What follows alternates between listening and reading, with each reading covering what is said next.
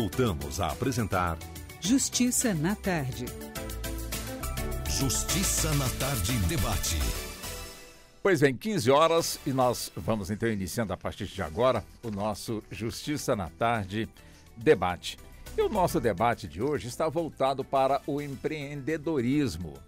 Afinal, quem é que não sonha em ter o seu próprio negócio? E de repente fica tão bom que a pessoa até aumenta aí o seu número de negócios. Agora, para que isso de fato aconteça, é preciso o quê? Dinheiro ou coragem? Ou se tiver coragem, dinheiro, se não tiver organização, resolveria alguma coisa? Pois bem, é o assunto que hoje nós vamos abordar aqui com os nossos convidados, inclusive buscar sobre empreendedorismo jurídico, já que novas ferramentas, novas tecnologias estão surgindo e é evidente que quem não dominar também as tecnologias vai enfrentar não só no campo jurídico, como em qualquer outra atividade empreendedora, vai encontrar, portanto, aí as suas dificuldades.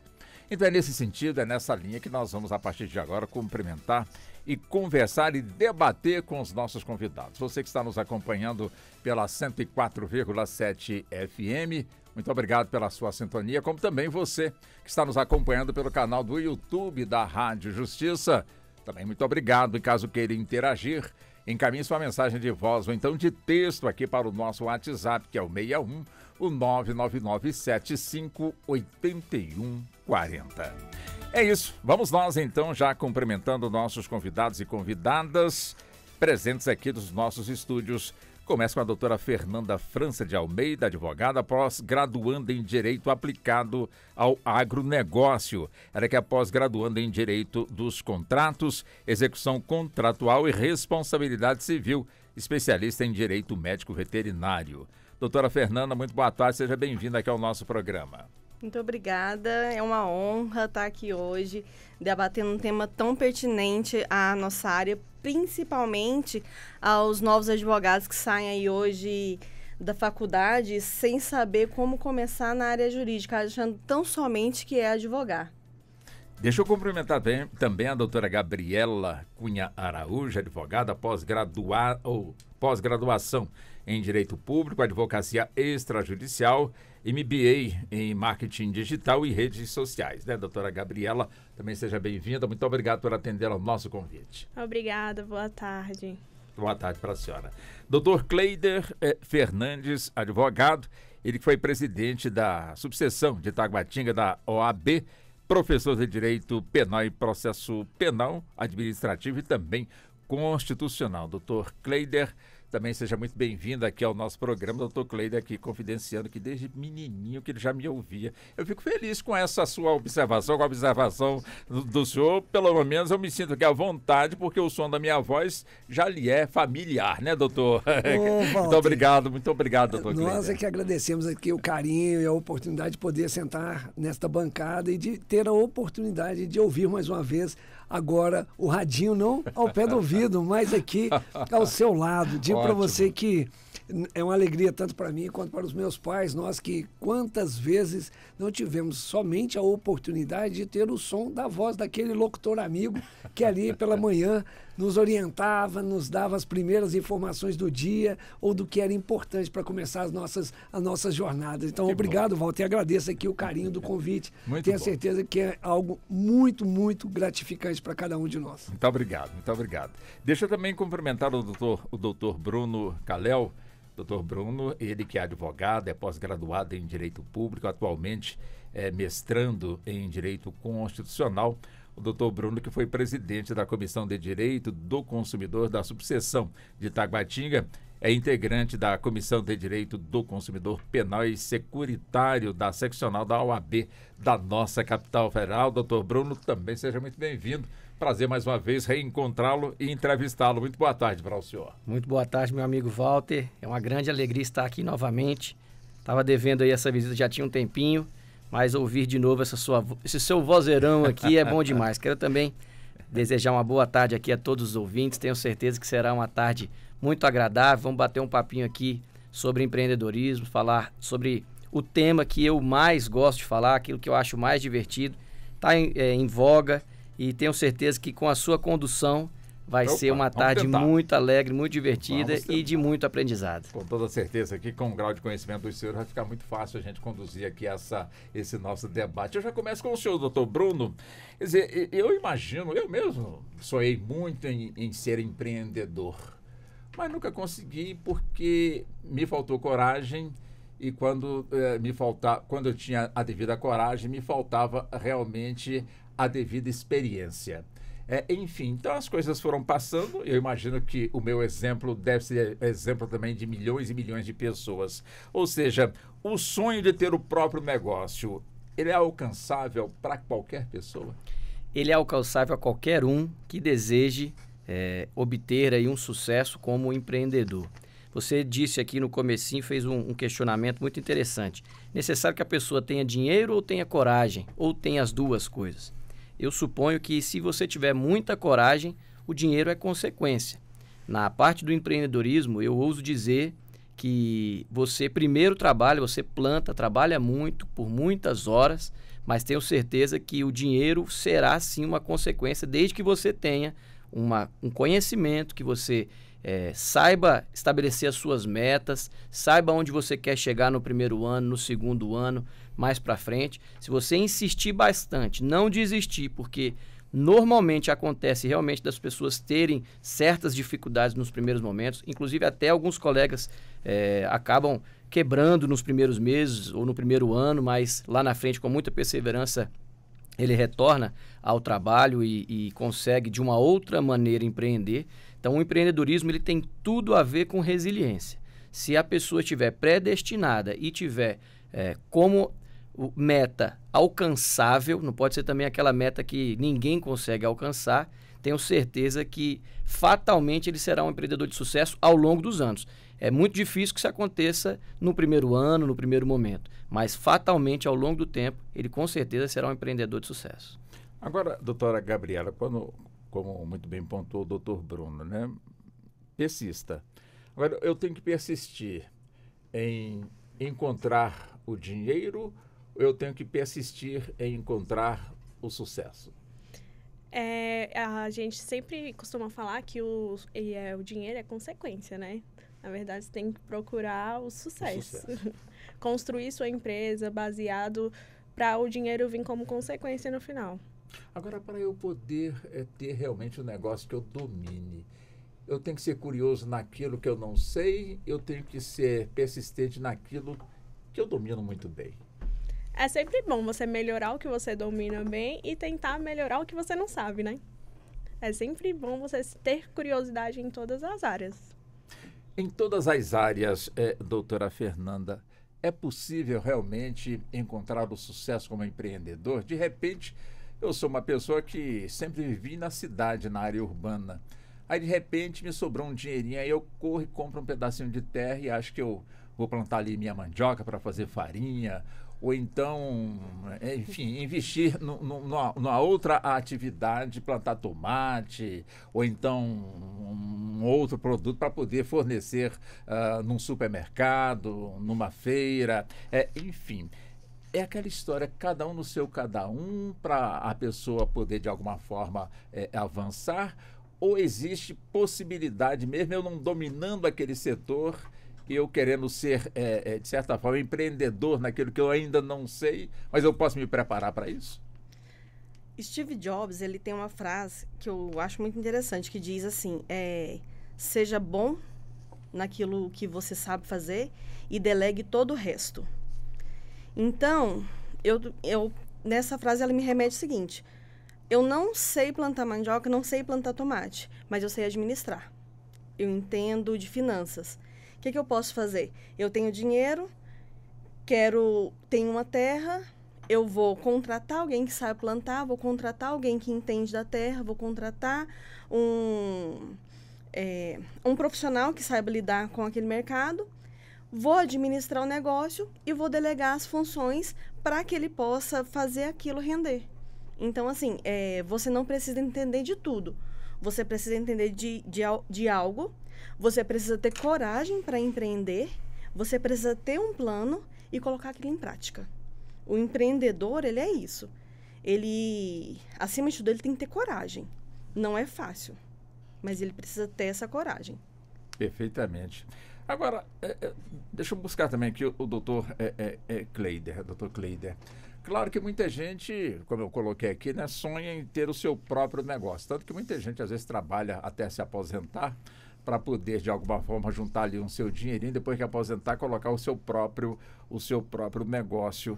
Mas muitos, às vezes, não têm essa coragem por entender que o salário mensal que chega na sua conta é mais seguro. Vou me arriscar porque, né, mensalmente chega ali o meu dinheirinho, né, de repente não dá nem para o final do mês, mas ele está feliz da vida ali com aquele dinheiro. Quer dizer, não é magia, não é a pessoa ser uma empreendedora de sucesso. O que tem que ter realmente? Já falamos aqui da coragem, da organização e o que mais? Ô Walter, essa frase não é minha e é de um jornalista que esses dias foi comemorado, mais um ano de sua passagem, que ele falava assim: o duro é quando no salário começa a sobrar mais mês do que salário. Não é isso? Então vamos lá. Essa frase é fantástica. Quando começa a sobrar mais mês do que salário, é sinal que você precisa tomar alguma iniciativa. Você, nas 4 perguntas dessa primeira rodada, o que eu verifico? Eu verifico que nós temos alguns pontos muito interessantes. Primeiro deles, sobre ter coragem ao empreender. Se eu tenho coragem para empreender, eu costumo dizer o seguinte, respondendo a primeira com a última pergunta. O colega já é servidor, o colega já está trabalhando em alguma atividade, o colega já é empregado. E eu falo assim, não, quando eu encerrar esse primeiro estágio, eu vou para o próximo. Tem pessoas que se organizam para isso. E acho que essa palavra é que melhor resume, se organiza para isso. Como é que você faz essa transição? Né? Eu estou aqui me formando, acabei de me formar e vou iniciar uma carreira. Então você está se preparando para isso, você se formou. Qual é a sua carreira? Você é um empreendedor? Então você está buscando algum curso de capacitação para se empreender? Ao mesmo passo, eu analiso aquele que está finalizando um tipo de carreira jurídica, que é um tipo de carreira profissional, no caso que eu citei a minha, que é jurídica, mas vamos lá, o colega que é servidor, o colega que é professor, o colega que está em alguma outra atividade que tem um salário mensal. Ele está fechando aquele ciclo e pretende empreender. Então, ele precisa começar a planejar essa transição. Vou usar um exemplo também aqui de um outro período que nós vivemos num passado bem recente, que era o PDV. Né? Quantos colegas, principalmente de empresas públicas com perfil seletista, falavam assim, olha, você pode pegar o PDV, e alguns falavam assim, olha, vou pegar o PDV, vou abrir uma padaria, vou pegar o PDV, vou abrir um mercado. Quem é que não consegue sobreviver com o ramo de alimentação? Alimentação todo mundo come. Perfeito, todo mundo come, todo mundo precisa do alimento. Agora, você sabe gerir?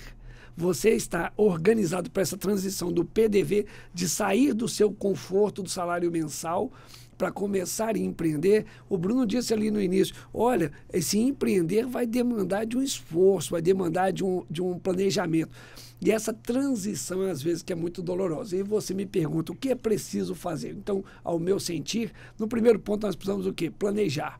Planejar também passa pelo estudar, pelo organizar, para você não começar a sobrar mais mês do que salário, né? A empresa, que seja unipessoal, que seja limitada, que seja SA, qualquer que seja o segmento empresarial que você for se debruçar ou se enveredar por ele, você precisa estar atento para você não ter mais mês do que salário.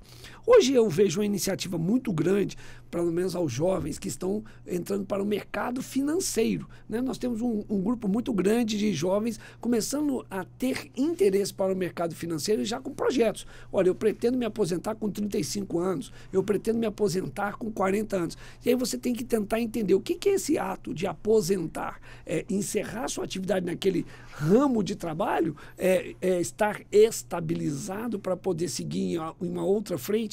E aí, fechando a sua pergunta com outra resposta, essa semana estivemos entrevistando um senhor que ele está com 72 anos, ele era servidor, aposentou, e ele e a esposa montaram uma nova empresa, estão no segmento imobiliário, e estão bem, estão felizes, ou seja, eles conseguiram fazer justamente a transição. fizeram a primeira passagem do início da vida, que é alcançar uma carreira, e no caso, em Brasília, a capital dos concursos, né? Quando você tem a oportunidade de entrevistar aqui um colega de outro estado, todo mundo fica espantado. Pô, mas Brasília é a capital dos concursos. Você vai numa outra cidade, uma outra capital, as pessoas não estão tão focadas no concurso público como é aqui em Brasília.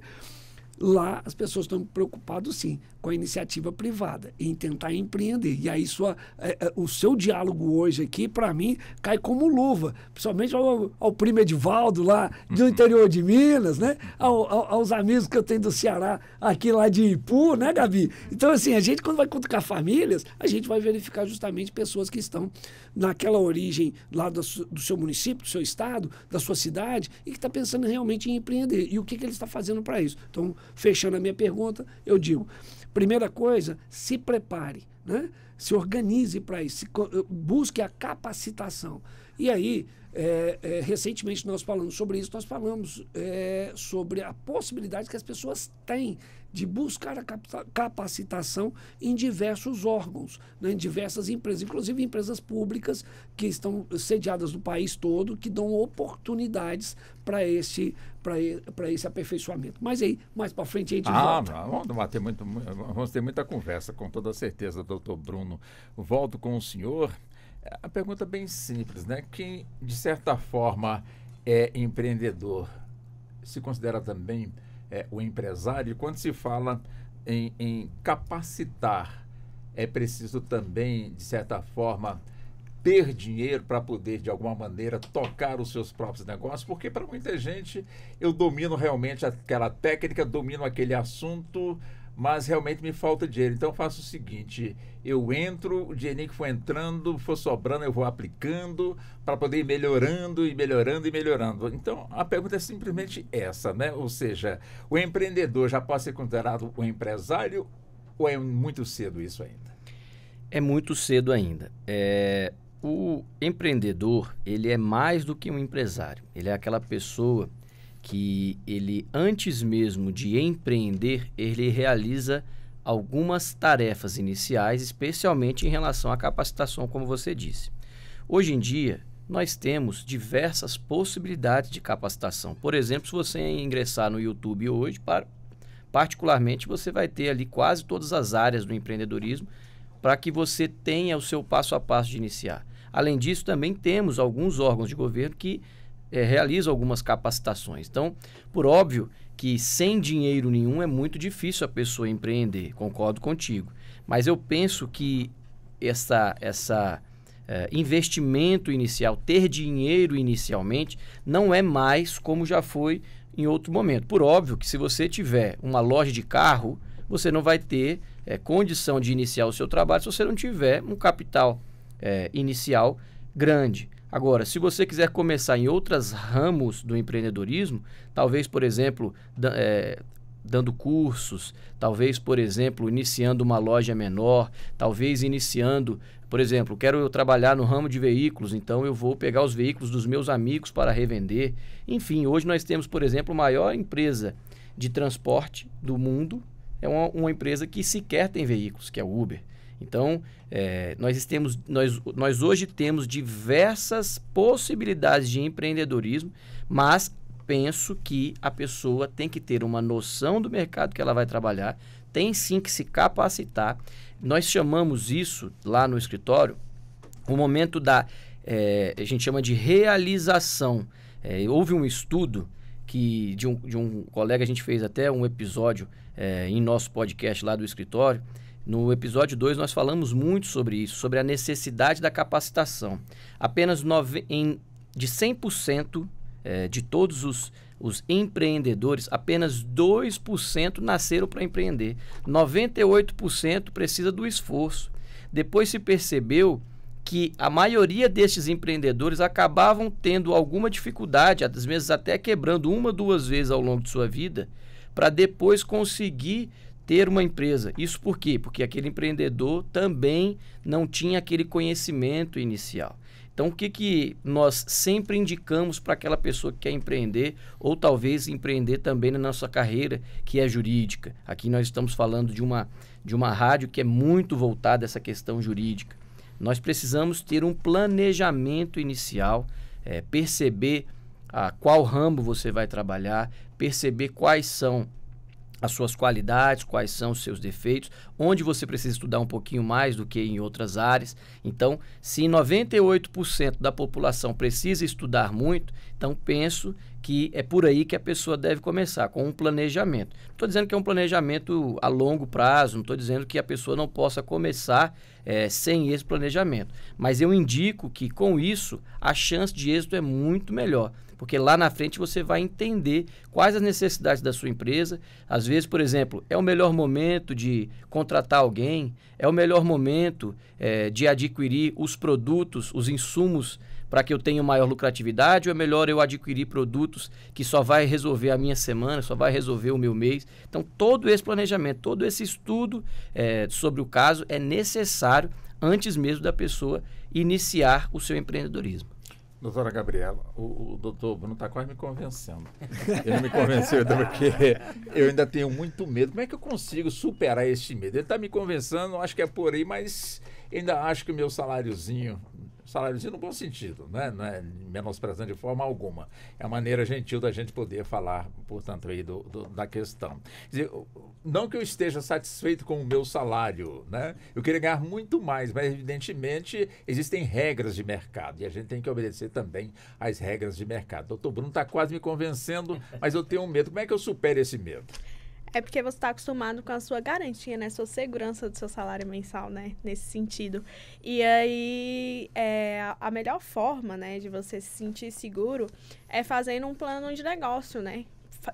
Fazendo esse plano de negócio, você vai saber gerenciar o que você precisa para inovar, o que você vai precisar para usar no seu marketing, o que você vai usar em cada setor do seu negócio.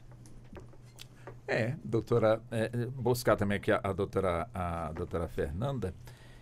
Eu não sei se de fato isso tem algo a ver, mas é comum da gente observar que uma pessoa que veio de fora, de um outro país, se estabeleceu aqui no Brasil, automaticamente não que ela fica rica, mas ela se estabelece de forma imediata, porque ela é persistente, abre sábado, abre domingo, insiste realmente aí em manter o padrão, portanto, dos seus negócios. Não que nós, nacionais, sejamos diferentes deles em termos assim de não dedicarmos de forma atual, mas é o nosso jeito de ser assim, né?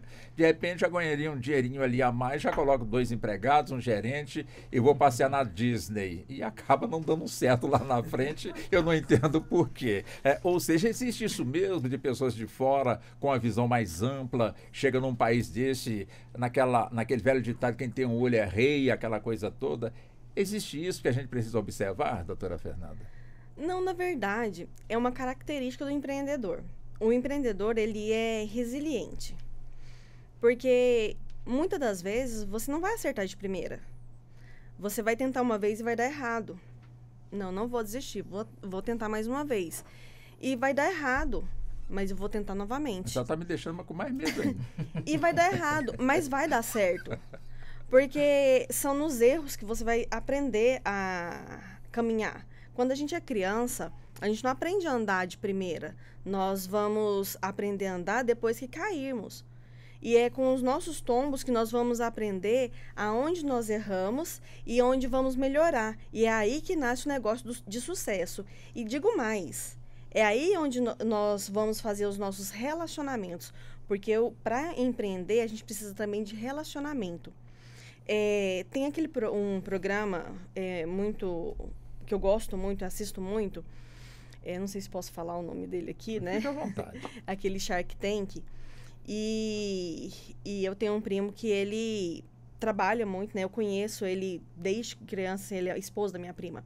E eu conheci ele desde criança e eu vi ele sair assim, do nada. E hoje ele é um empreendedor nato e hoje ele tem negócios no Brasil e fora do Brasil justamente nessa questão, dessa resiliência de tentar errar, conseguir e fazer relacionamentos e trabalhar tento uma coisa aqui e vou fazendo negócios, faço negócio com o Dr. Bruno, faço negócio com o Dr. Kleider e vou fazendo, porque eu não preciso ficar preso a um negócio só, eu não preciso ficar, eu monto o meu plano de negócio e, como eu disse, eu sou boa em gerir, não sou? Então, eu vou montar o meu plano de negócio, monto o meu negócio aqui, coloco alguém para cuidar desse meu negócio, para trabalhar.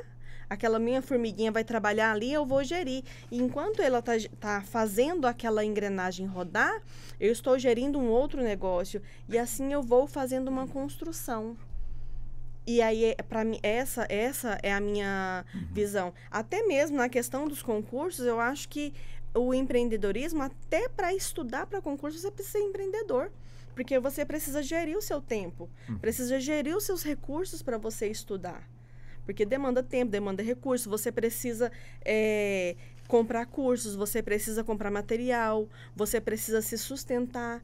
Então, assim, até para você estudar para um concurso, para garantir o seu salário no final do mês, você precisa ser empreendedor, porque você precisa gerir. Então, tudo é uma questão de gerência mesmo, gerir o seu tempo, gerir os seus recursos, é uma questão de gestão. Inclusive, eu penso que empreendedorismo tinha que ser uma matéria de escola. Educação financeira hoje já tem, né? Nas escolas as crianças já começam, né? Já começou a ter. E tinha que ser matéria, assim, porque são coisas... Eu acho que é muito importante. Na faculdade que eu fiz, por exemplo, eu penso que na faculdade de Direito é uma falha muito grande das faculdades não colocarem na grade curricular, ainda que fosse uma matéria optativa, o empreendedorismo, uma gestão financeira, porque nós aprendemos na faculdade de Direito as leis, a advogar, né? Mas nós não aprendemos a gerir a carreira. Então, a gente sai de lá advogado, mas eu sou o meu negócio.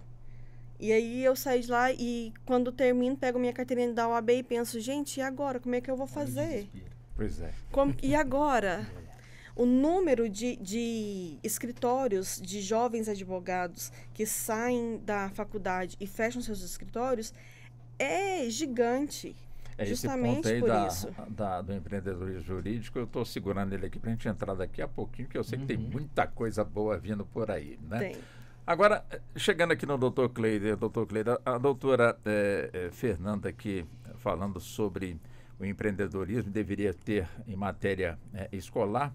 Estou lembrando meu tempo de infância, eu acho que eu era empreendedor e não sabia, eu acho que eu não avancei, porque eu vendia chuchu e com o dinheirinho do chuchu eu tinha meu dinheiro do matinê para eu poder pagar meu ingresso, ou então para o circo e poder, de alguma forma, ter o meu dinheiro ali para balinha, para comprar sorvete para namorada e outras coisas mais, né? Ô, Walter, eu acho que você está revelando demais sua idade. Não, eu quero saber, a minha desse jeito. Eu quero saber tá do senhor o difícil. seguinte, existe aquele ditado que pessoas nascem para coisa, ou seja, onde coloca a mão vira ouro? Walter, eu vou falar para você justamente isso. Nós crescemos, né, ouvindo que tem pessoas que é Midas, né? Onde Sim. põe a mão vira ouro. Exatamente. Mas eu também acredito muito na disciplina. E aí, como o tema de hoje é empreender no Brasil, quais são os direitos e deveres, né? E você traz justamente uma lembrança de quando nós éramos crianças. Sim. A criança, naturalmente, é um grande empreendedor. Com certeza. Eu acho que os pais têm que atuar com os filhos como bons jardineiros, certo? Melhorando, deixando as melhores guias, né, da rama crescer, aquelas que não estão muito verdinhas e aparando para dar melhor oportunidade às outras. Então, se a criança tem uma vertente positiva para tal segmento, tentar ver se aquele ali não é justamente o olhar dele, a aptidão dele para aquele ramo de atividade. E aí, quando você traz essa indagação, se tem pessoas que realmente têm uma aptidão e ao que toca vira ouro, eu me lembro muito, Walter, que em alguns momentos da vida, eu, muito menino, eu gostava de soltar pipa, né? E o meu pai não gostava que a gente soltasse pipa. Imagina. Porque até hoje o pessoal pega no meu pé por causa do meu cabelo, que é preto. Mas meu cabelo é preto e dói quando pega sol demais. Queima igual se eu fosse uma pessoa careca. Se não tiver Algum empreendedor inventou uma tinta, né? Aí, Walter, eu soltando pipa, um dia meu pai chegando em casa, eu vi o carro dele entrando lá na rua, e eu falei, meu Deus do céu, alguém tem que segurar essa pipa. Eu não achei ninguém, amarrei a linha no pedaço de capim que eu achei no meio da rua e corri para a garagem de casa para não apanhar, né? Meu pai viu aquilo, mandou abaixar a pipa, fez eu quebrar a pipa na frente de todo mundo. Eu chorei, só via a lágrima caindo do rosto. Sem questionar. Sem questionar, não podia, né? Se já era pior. Aí, beleza, a partir daquele dia eu falei assim, tá aí. Já que eu não posso soltar pipa, eu vou vender pipa. Naquela oportunidade eu queria uma bicicleta.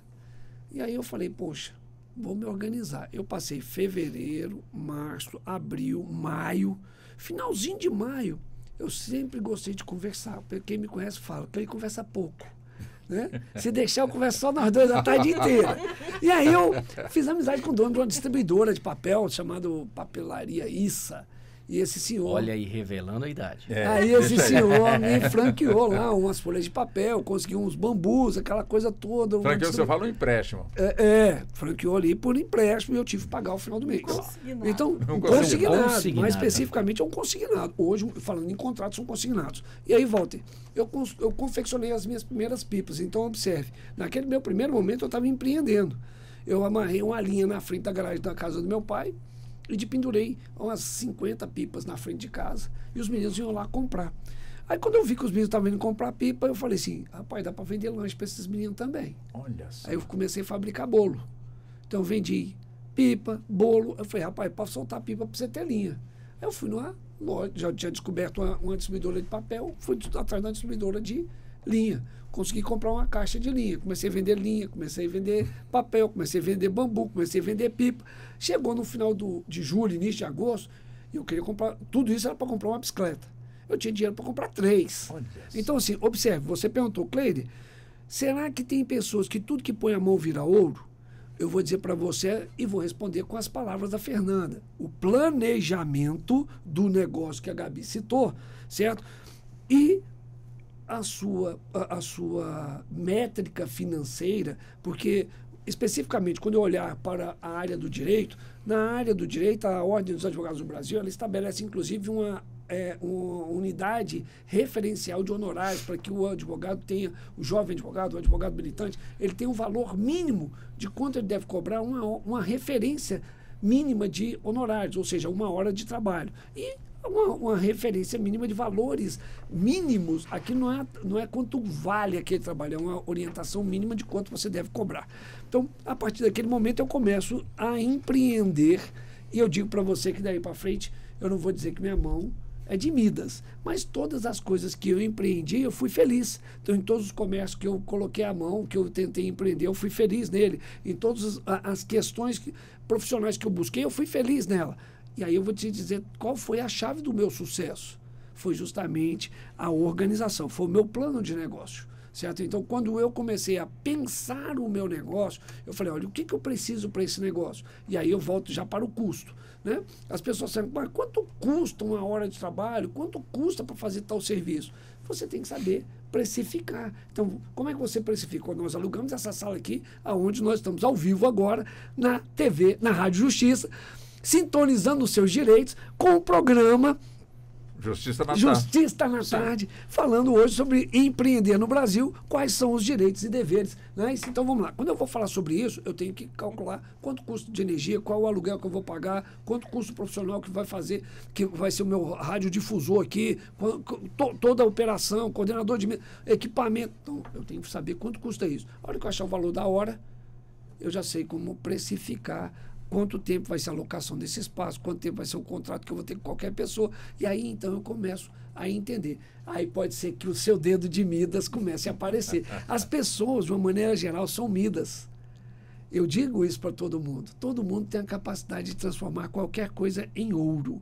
O que falta nas pessoas, complementando a sua pergunta ali de trás, que você falou assim, eu vejo os estrangeiros, certo? E eu vou colocar a palavra estrangeiro de uma maneira geral, não só os estrangeiros internacionais. Não aqui criticando eles de forma alguma. Não só os internacionais. Mas se você quer ver uma coisa, eu acho muito interessante, aqui em Brasília, você tem, por exemplo, as pessoas falam que Ceilândia é a capital do Nordeste, certo? Você vê várias pessoas vindo de Ceilândia, do Nordeste, se estabelecerem em Ceilândia e serem vencedores. Sim. Você vê, e aí eu vou estender, você vê vários nordestinos chegarem em Brasília e vencerem.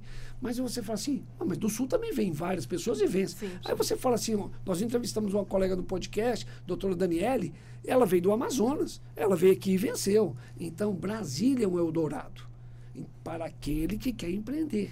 Então, aquele que quer planejar, o dedinho vai brilhar e vai se transformar as suas atividades em ouro. E para isso, Fernando, a sua persistência reclamada aqui vai ter que existir. Porque eu vou falar para você com muito carinho, Walter.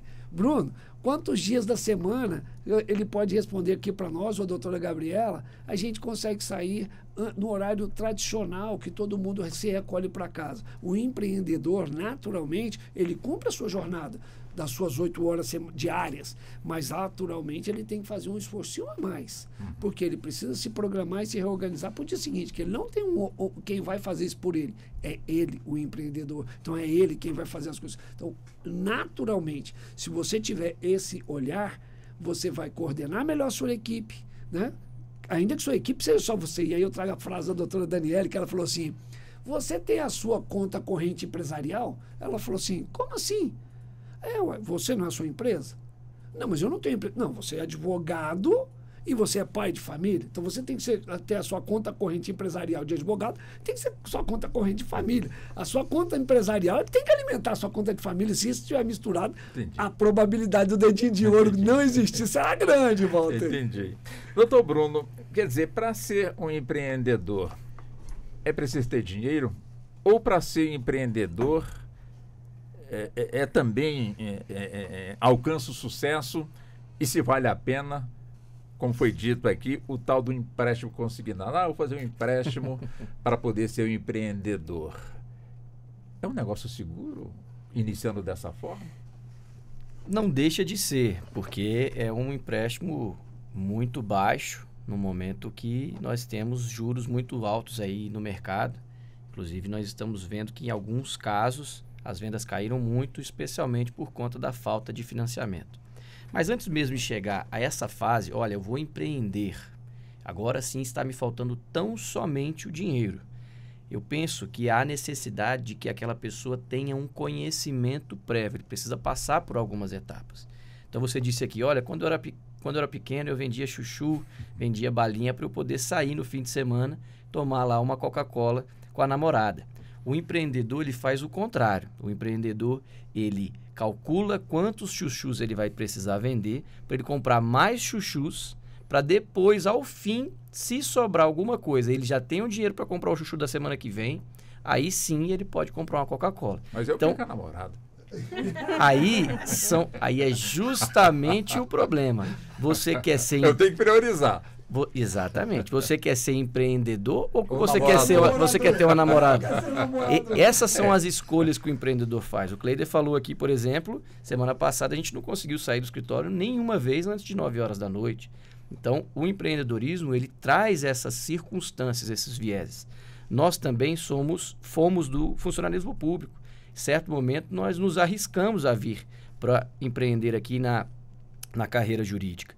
E também temos família, também temos filho lá, e a gente sabe que as necessidades de cada um, elas são importantíssimas. Mas eu me recordo também que o meu primeiro honorário que eu recebi daria para pagar ali 10 meses do salário que eu recebi anteriormente. O que eu fiz? Juntei os 10 meses, coloquei numa continha lá e fui escalonando como é que seriam feitas aquelas retiradas. Então, se o empreendedor não tiver esta noção inicial de que ele não ganhou aquele dinheiro e pode já comprar um carro novo, já pode trocar de terno, já pode... se ele não tiver esta noção de que a empresa precisa funcionar primeiro para depois o empresário colher o chuchu dele, ele nunca vai conseguir chegar. E são dicas... O chuchu da empresa tem que vir primeiro. Exatamente. Depois a Coca-Cola. No seu caso, você conseguiu ali um consignado, uma consignação para iniciar. Às vezes a gente consegue um chuchu consignado na primeira semana, mas se você não pagar aquele consignado daquela primeira semana, na semana seguinte, provavelmente, você já não terá mais aquele crédito. Bruno, então, há necessidade de você conhecer isso. Quando você falou na sua primeira fala, você falou assim que tem órgãos públicos e empresas públicas, e aí eu te indago, mas não tem a pessoa que quer tentar empreender, ele não tem acesso aí a fontes de recursos geridos pelo Estado? Explica aí um pouquinho para a galera. É exatamente este o ponto. Eu penso que antes mesmo de você empreender, você deve buscar qual é o mercado que você almeja e ter a iniciativa de aprender um pouquinho sobre aquele mercado. Depois disso, você tem que saber calcular os seus riscos. Ter uma noção, por exemplo, se vai ter uma estiagem, se você consegue adquirir aquele produto ao longo do ano inteiro ou se ele é sazonal, ele só aparece 3 vezes ao ano. Se vai ter uma Covid-19. E essa daí, infelizmente, é quase que incalculável. Realmente é algo que a gente nunca imaginou passar na vida. Mas tem que levar em conta? Mas Sim. acredito que isso deve As ser levado em intempéries. conta, sim, no sentido de, olha, se a minha empresa passar por maus lençóis durante um ano e meio, qual vai ser o meu plano de risco em relação a isso? Eu vou realizar um empréstimo? Eu tenho capital de giro? Quanto eu preciso de ter de capital de giro, que a gente sempre indica, olha, tenha pelo menos 3 meses daquele investimento mensal em uma conta bancária para que você consiga, naquele mês ruim, se utilizar daquele dinheiro que está ali guardadinho, tá certo? Do conta corrente, né? Exatamente. Tenha também uma noção do que é qualidade, do que é eficiência, para que você tenha um produto com muita qualidade, mas que ele também seja eficiente, porque imagine você tem a melhor pizzaria do mercado, Isso. mas aí você entrega ela 2 horas depois. De nada vai adiantar, o seu público não vai ser atingido, mesmo você tendo a melhor qualidade da cidade, se você não tiver eficiência. Então você tem que saber mesclar tudo isso daí. Isso tudo que eu estou dizendo é um deverzinho de casa que deve ser feito antes mesmo de se iniciar o seu trabalho. Além disso, você tem que ter um comprometimento. Olha, eu vou, ao longo do meu primeiro ano, trabalhar sozinho, vou trabalhar de segunda a segunda ou vou trabalhar com um colega que ele vai ser meu sócio, nós vamos empreender juntos, nós vamos pensar sobre isso juntos e ele vai me ajudar, eu vou trabalhar um pouquinho menos. Tudo isso precisa ser planejado antes mesmo de você arregaçar as mangas e realmente falar assim, olha, a partir daqui eu vou buscar um empréstimo, a partir daqui eu vou buscar um capital de giro, a partir daqui eu consigo sim empreender. Se você fizer esse dever de casa, fatalmente você tem maiores chances de ser um empreendedor de sucesso, ao longo de 3 anos, vai ter algum cabelo branco, vai ter perdido algumas namoradas, mas talvez você vai ter de dinheiro. a chance de conquistar novas namoradas. Até a escolha do sócio tem que ser planejada. Eu estou entendendo tudo isso, sabe por quê, Walter? É porque agora ele está começando a ter uns cabelinhos brancos, entendeu, Walter? Aí ele fica pegando no pé da gente, eu estou entendendo. Doutora Gabriela, quer dizer, aliás, doutora Fernanda aqui. Gabriela aqui. Tá. Existem obrigações contábeis para quem inicia no empreendimento? Porque de repente as pessoas pensam assim, bom, eu começando agora, se eu falhar aqui em alguma coisa, o governo vem. O pessoal fala o governo, né? Na realidade são os impostos que precisam ser recolhidos, né? Que são obrigações de todos, mas às vezes as pessoas simplificam, portanto, dessa forma e acham que o governo é muito duro, que é um carrasco, que vai acabar com os meus negócios, quando na realidade, já foi dito aqui, é preciso de organização. Mas existem realmente essas obrigações, esse conjunto de obrigações para a pessoa que está começando agora ali com seu empreendimento e quer realmente avançar, tem excelentes ideias, é importante ter uma boa base? É super importante. É importante também você contar com ajuda de profissionais, né? Como um contador um bom contador, porque também, se não tiver um bom contador, pode ser que você se prejudique no futuro. Mas ele cobra caro, doutora. Mas aí tem que estar no seu plano de ação esses valores. No seu plano de negócios tem que estar incluso o valor do contador e do advogado, hein? É muito importante. O advogado vai cobrar mais caro ainda, doutora. Não. Ele vai cobrar o justo para manter sua empresa. Eu só estou provocando para gente. Vai cobrar o justo para manter sua empresa no ramo certo e você não ter problemas no futuro. Problemas no futuro, doutora Gabriela. Quer dizer, não vou citar aqui o nome, mas todo mundo vai saber quem é. Não é uma empresa que, de certa forma, vendendo aí pacotes de viagens, passagens aéreas, um nome estrondoso em termos de credibilidade no mercado e da noite para o dia cai, né? Acaba, simplesmente se torna um pavor, medo e outras coisas mais. Quer dizer, é importante uma empresa que, vamos colocar assim, né? Que nasce grande com um nicho de mercado quase que explorado unicamente, buscou ali realmente aquele empreendimento em que praticamente estava sozinha, portanto, aí no mercado e de repente cai tudo por água abaixo.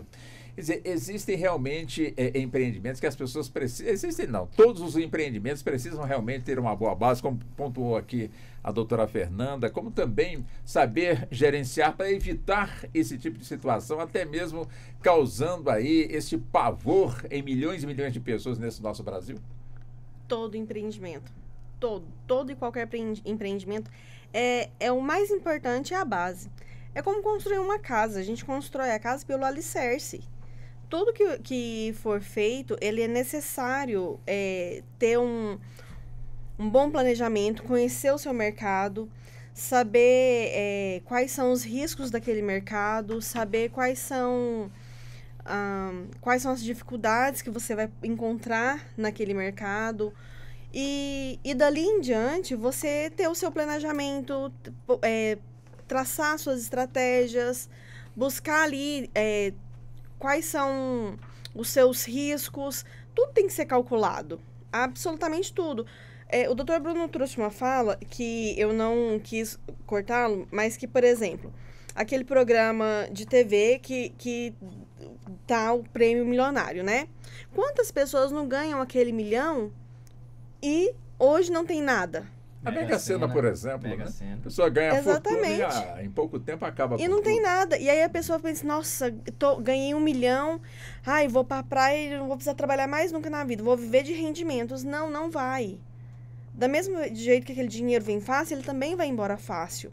Se você não tiver um planejamento, você não vai conseguir se manter. A sua casa, o meu dinheiro ele é pouquinho, mas ele me mantém um mês inteiro. Por quê? Porque você está sabendo gerir a sua casa. A sua casa é o seu negócio.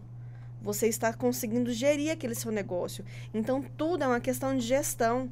Tudo precisa daquela gestão. O meu esposo, o senhor falou logo no início... eu vou ali começar o meu negócio e logo vou para a praia. Não. Nós começamos... A gente sai costumeiramente tarde do escritório, né? Meu esposo é veterinário e muitas das vezes eu fico brava com ele. Ela se especializou. Eu tô vendo aqui, eu tô observando aqui. Empreendedorismo, nada de graça. Lógico. Conheça a sua área. E aí, muitas das vezes, eu fico brava com ele. Falo, amor, mas larga esse telefone. Você o tempo todo ligado nessa clínica. Mas por quê? Ele, muitas das vezes, o veterinário está de plantão com o animal na clínica, né? O animal fica internado, fica um veterinário de plantão.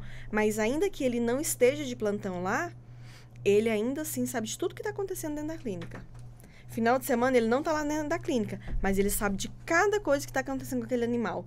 Se o tutor ligar, se o protetor falar com ele, ele sabe dar cada coisa que está acontecendo com o animal. Ele consegue dizer para ele todo o histórico do animal ali. Porque ele conhece o seu negócio.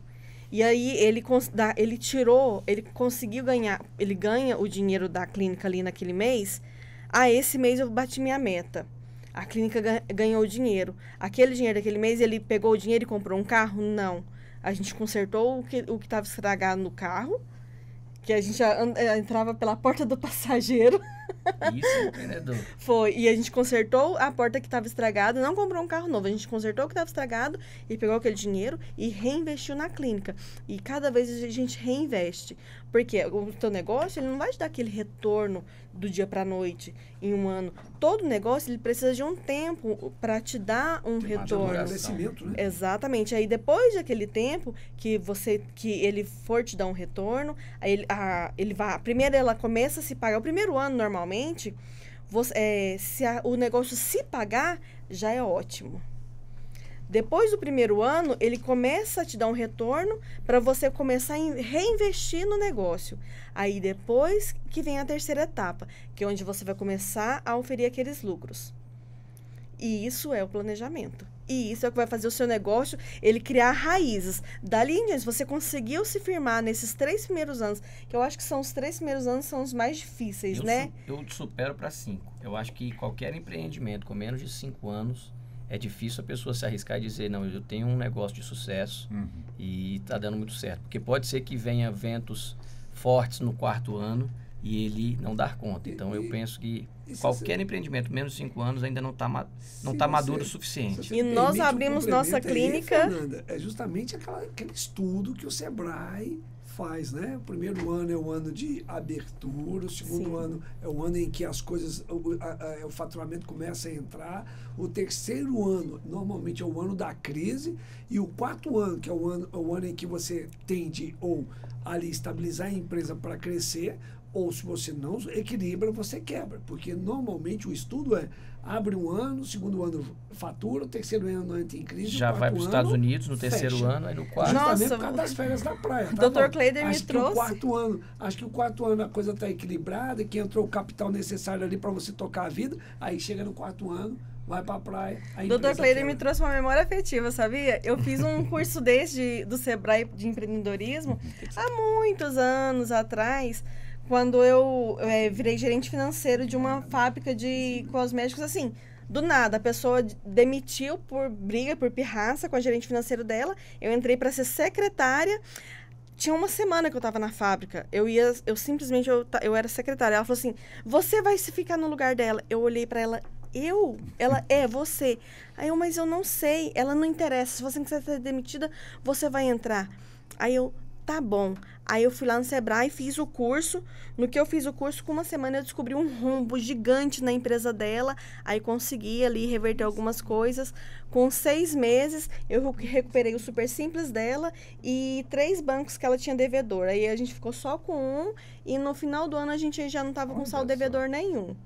Então, assim, para mim aquilo foi muito bom e eu descobri que eu dava conta do negócio. Mas, Walter, você falou exatamente isso. A sua pergunta inicial não foi respondida ainda, então só chamando aqui a atenção. Você falou justamente sobre essas empresas grandes que acabam quebrando. Como você disse agora, está em voga uma empresa aí do ramo da aviação, na verdade, a hotelaria também, né? Pacotes de viagem, mas pode ter certeza que, em certo momento, este empreendedor ou este empreendimento perdeu a mão no sentido da gestão, no sentido de perceber se ele estava vendendo por um preço suficiente para ele recuperar os investimentos que são feitos, porque as pessoas às vezes imaginam que uma balinha pode custar 10 centavos e se eu vender ela por 12 centavos eu perco o mercado. Só que o empreendedor ele precisa entender que se aquela balinha está sendo vendida por 10 centavos, ela tem que contribuir com o seu aluguel, com o seu funcionário. Então, ele tem que saber o custo daquela balinha. Se ele vai vender a 10 centavos, ela tem que estar custando, no máximo, 7 centavos, tem que ter 8 centavos. Ele tem que ter um lucro ali e tem que saber qual é o faturamento que está sendo envolvido. Os impostos, como você falou, você tem que ter uma noção macro do seu negócio. Não é porque hoje você vai fazer uma queima de estoque do seu estoque para você renovar, por exemplo, isso acontece muito no ramo de vestuário.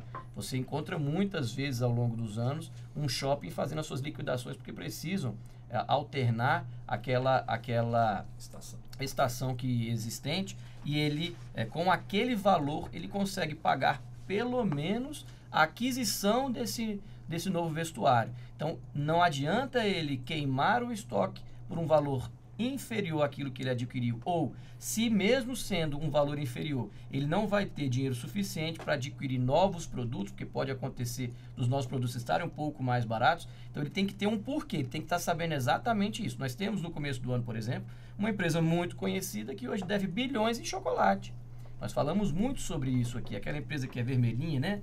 Que tem várias lojas no Brasil todo.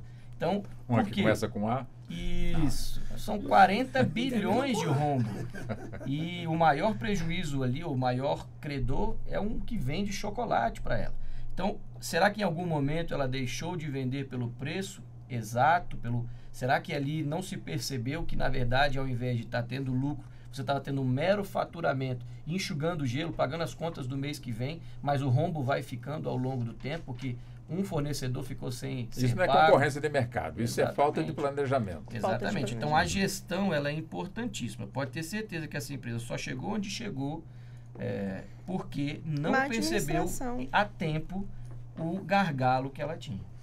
Doutor Kleider, eu vou dar 3 minutos para o senhor, vou fazer uma maldade com o senhor, vou dar 3 minutos para o senhor É justamente Ele já neste ponto, né? Como é que a gente pode, de alguma forma, de certa forma, pensar em empreendedorismo no país em que a maioria da população é analfabeta em termos de educação financeira, onde se faz uma busca aí no Serasa, se verifica ali milhões de nomes de pessoas inadimplentes e super endividadas até o talo, né? Por mais programas que se tem por aí, dificilmente as pessoas conseguem de alguma maneira recuperar. Por exemplo, quem está nessa condição consegue de alguma forma ser empreendedor?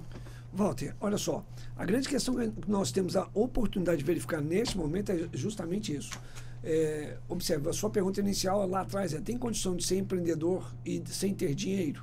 A doutora Fernandes respondeu, é possível desde que a pessoa tenha o quê? Que ela busque conhecimento. Mas no seu caso agora você está ampliando a pergunta. É possível ser empreendedor estando devedor? É um outro estágio. Então, vou dizer para você o seguinte, é possível você iniciar um projeto de empreendedorismo. Esse projeto de empreendedorismo vai passar por alguns caminhos. O primeiro estágio dele vai ser a formação.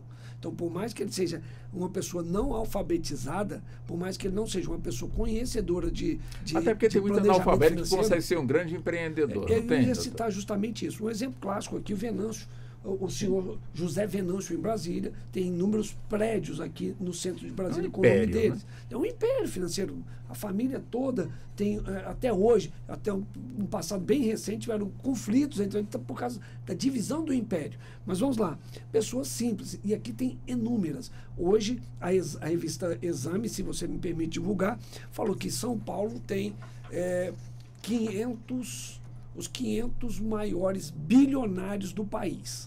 Certo? Então, observe, a capa do Instagram da revista Exame de hoje. Então, observe, tem muitas pessoas produzindo riquezas. E produção de riqueza, muitas vezes, não está diretamente ligado com o fator educação, com o fator formação. O exemplo clássico. Quem é que diz que o plantador de coco da Paraíba chegaria à potência de ser o maior distribuidor de coco do país? Então, observe, aquele cidadão simples. Você perguntou ainda há pouco no início da nossa tarde, doutora Fernanda, se eu peguei aqui um pedacinho de terra, eu posso começar a explorar ela comercialmente? Vai depender do segmento comercial que você vai buscar para isso. Então, você não tem educação financeira, mas você tem conhecimento cultural, você tem conhecimento de trato. E o conhecimento de trato, muitas vezes, suplanta em muito o jovem, principalmente o jovem inovador. Né? Aqui eu trouxe diversos pontos que eu poderia tratar com você sobre inovação e tecnologia, sobre marketing e construção de marca. Por quê? Porque esses são os passos iniciais para quem quer se colocar no mercado de trabalho. Certo? Para quem quer colocar sua empresa nesse segmento. Aí você fala assim, Cleide, eu estou falando agora e aí eu vou fazer um plus de uma pessoa que não tem formação acadêmica e não tem formação financeira. Então vamos começar ainda um passo mais atrás para dar a esta pessoa o primeiro passo, que é o planejamento tributário, o planejamento do empreendedorismo. E aí me chama muito a CUFA, né, a Central Única das Favelas, que a CUFA tem feito no país inteiro vários trabalhos, e nesse momento Brasília está recebendo um grande evento envolvendo as favelas, que fala justamente sobre empreendedorismo. É um mercado bilionário, um dos mais ricos hoje do planeta, que é o mercado das favelas. E aí você fala assim, mas a palavra favela nos leva no nosso subconsciente pensar em pessoas que não são apoderadas financeiramente, apoderadas culturalmente, apoderadas em todos os sentimentos, todas as formas de apoderamento. E aí, volto para a sua pergunta. Peraí, mas essas pessoas não estão tendo esses organismos que estão dando a oportunidade? Ainda há pouco eu cutuquei o Bruno. Bruno, mas vamos lá, o cara quer começar o seu planejamento financeiro, o cara quer começar a sua vida empresarial. Ele não tem os organismos públicos que podem nos dar essas vertentes. E aí, Walter, eu encerro aqui justamente falando para você isso. Não, se eu encerro, não, se eu só dá um tempinho, porque daqui a pouco a gente volta. Tá bom? Nós vamos voltar, estamos fechando aqui a primeira hora do nosso debate. Peço licença às senhoras e também aos senhores. Mas daqui a pouquinho a gente volta e vamos ter mais uma hora aí pela frente para a gente poder debater este tema que está muito gostoso, né, de ser abordado. Vamos então ao intervalo, voltamos em instantes. Até já. Você está ouvindo Justiça na Tarde.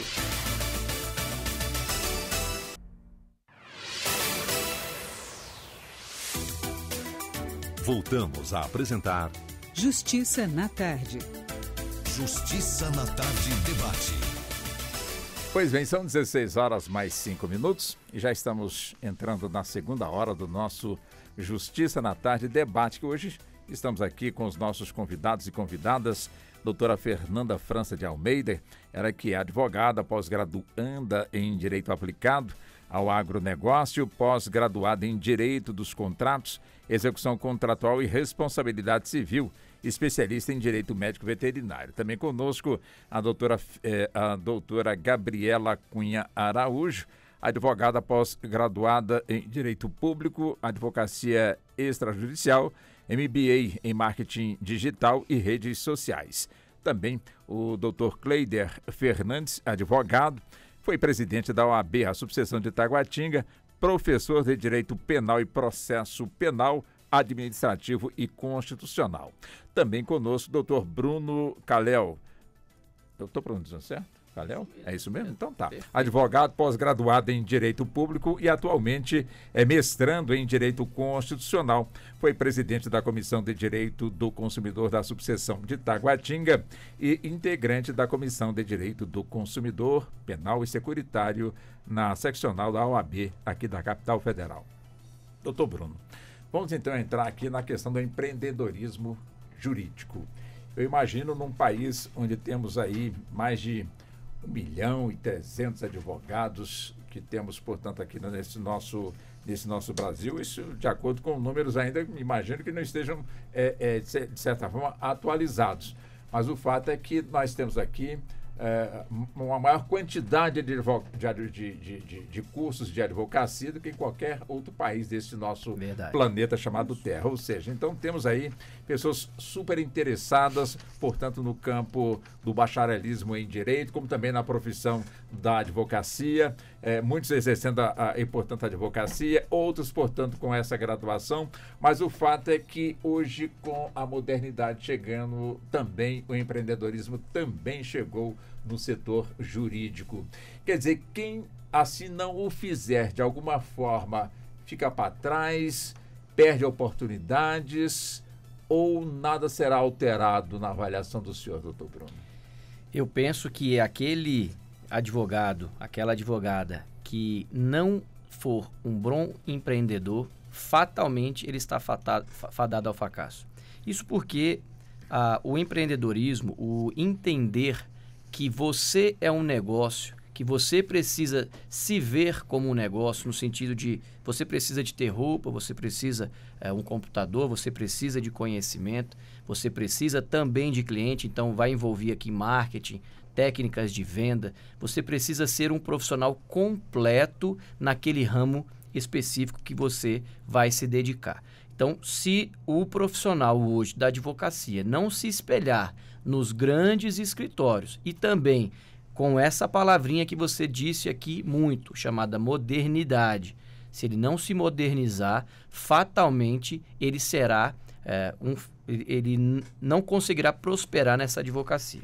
Só para vocês terem uma noção, nós tínhamos até pouco tempo atrás, cerca de 5 anos, alguns colegas que eram especializados tão somente em realizar diligências. Aqui, nós estamos no STF, então aqueles colegas que estavam fora do Distrito Federal, eles solicitavam algumas cargas de processo, a realização de audiências, talvez, na verdade, são os nossas sustentações orais, enfim, são diversas diligências que podem ser realizadas, por exemplo, aqui neste órgão, nosso Supremo Tribunal Federal. E hoje nós não temos quase nada em relação a essa questão do advogado diligencista.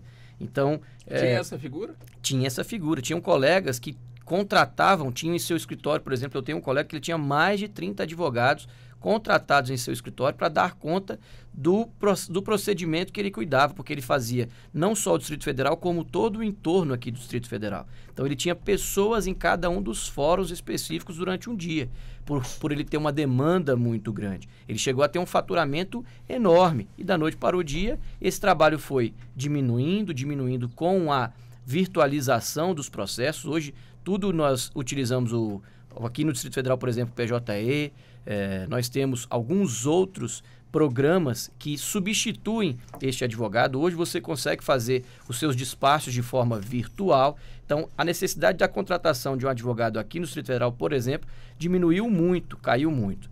Hoje também temos o tão falado que é o ChatGPT aí, que tem já auxiliado diversas pessoas à realização de algumas peças processuais, mas eu suponho que ele jamais vai substituir por completo um advogado. Mas o advogado que não consegue perceber que existem alguns ramos, como por exemplo, o ramo da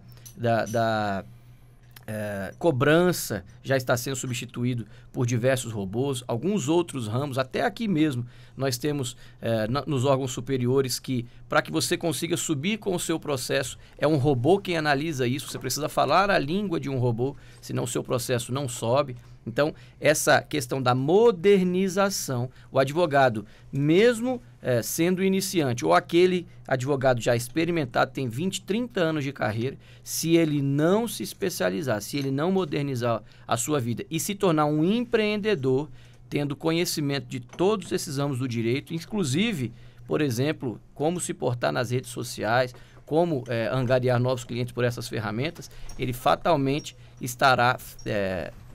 tenderá a sair do mercado e, infelizmente, perder aquele escritório que já tem há tantos anos.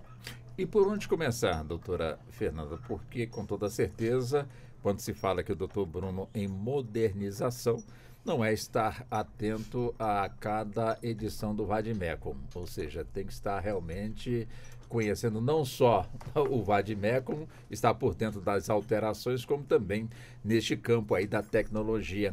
Mas por onde começar?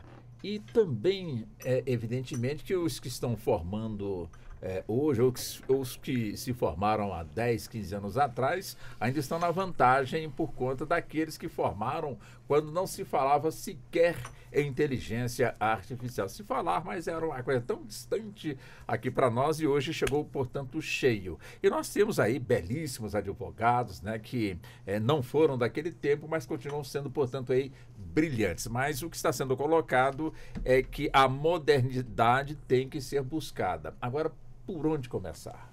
O que a gente sempre fala no escritório, né, principalmente, é trazer o seu escritório para o mundo digital e também procurar plataformas que te ajudam. Lá no nosso escritório a gente usa muito software que ajuda a gente, né, no dia a dia. Mas quando vocês falam nós temos, é porque vocês criaram ou porque vocês conseguiram encontrar no mercado, enfim, este equipamento? Não, hoje já no mercado tem muito software, tem muitos programas que conseguem te auxiliar no dia a dia, né, do advogado. Só que tem muito advogado que tem essa resistência devido ao medo de ser substituído por robôs, né, no futuro.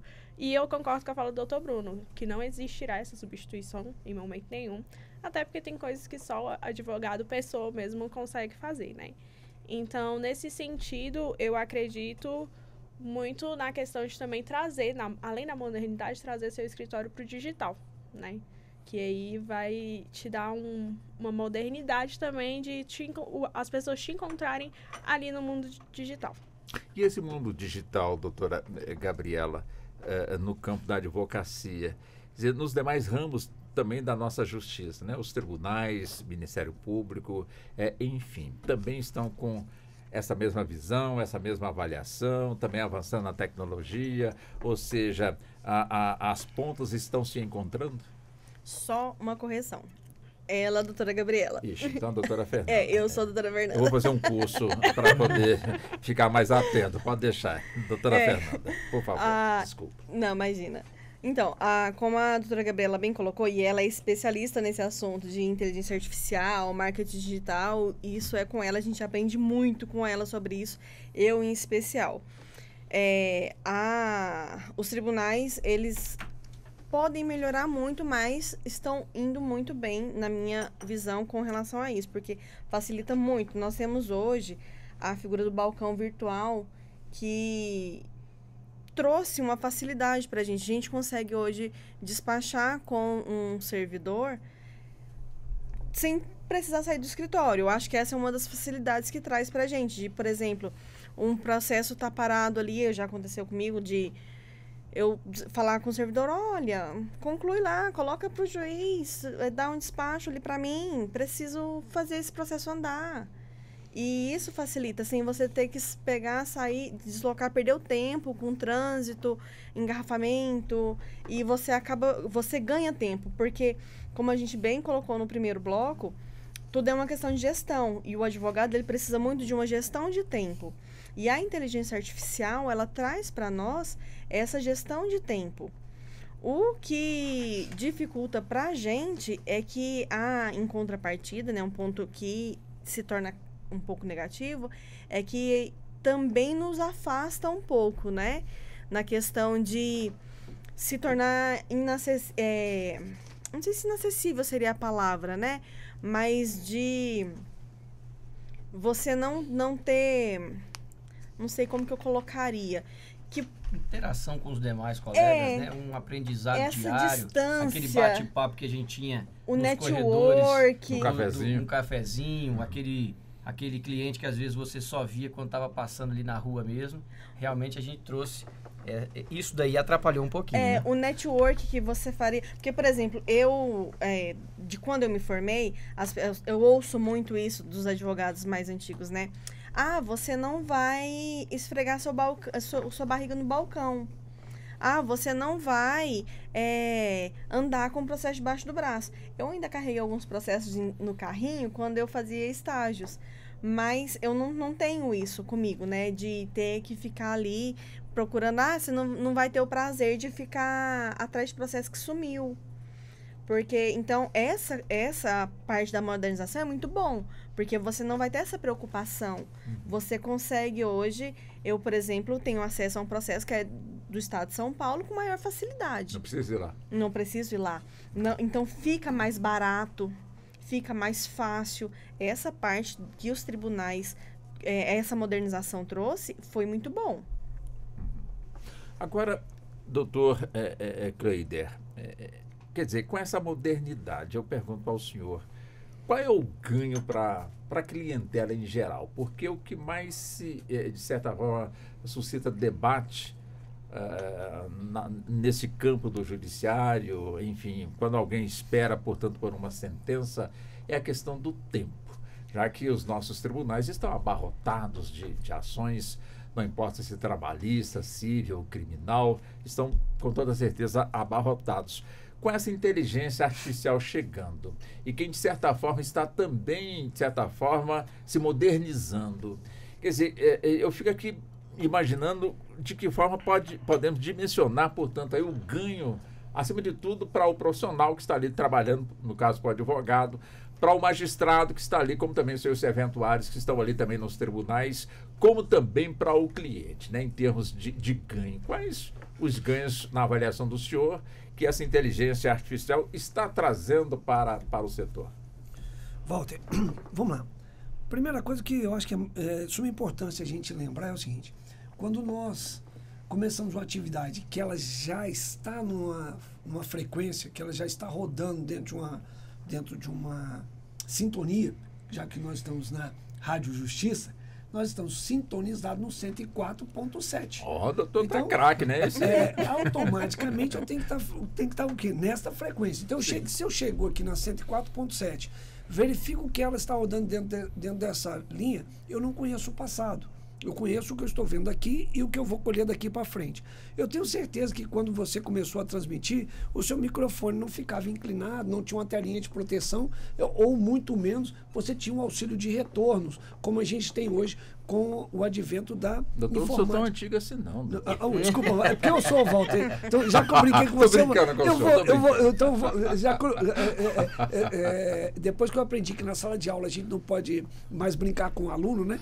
O bandido é o professor. Então, eu comecei a advogar, Walter, era muito menino. Não existia computador, sim, certo? Muito menos internet. Fazia audiência com máquina de escrever. Tinha que ter uma cautela sem tamanho para não errar lá o, né, LKJH, né, e o SDFG, certo? Porque se errasse aqui as teclas do teclado carbonado, você não corrige.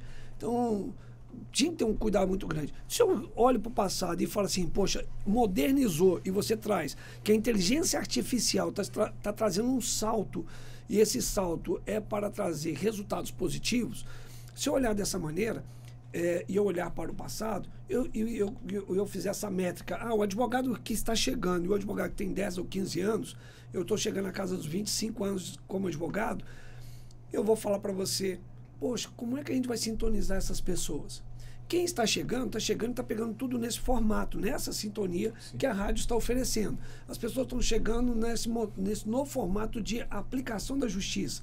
Quem está demandando pela primeira vez está entrando nessa sintonia. Ele não vai ver diferença nenhuma de tempo, de agilidade, de frequência. Eu, particularmente, vou reclamar do balcão virtual que a Fernanda acabou de dizer que é um sucesso.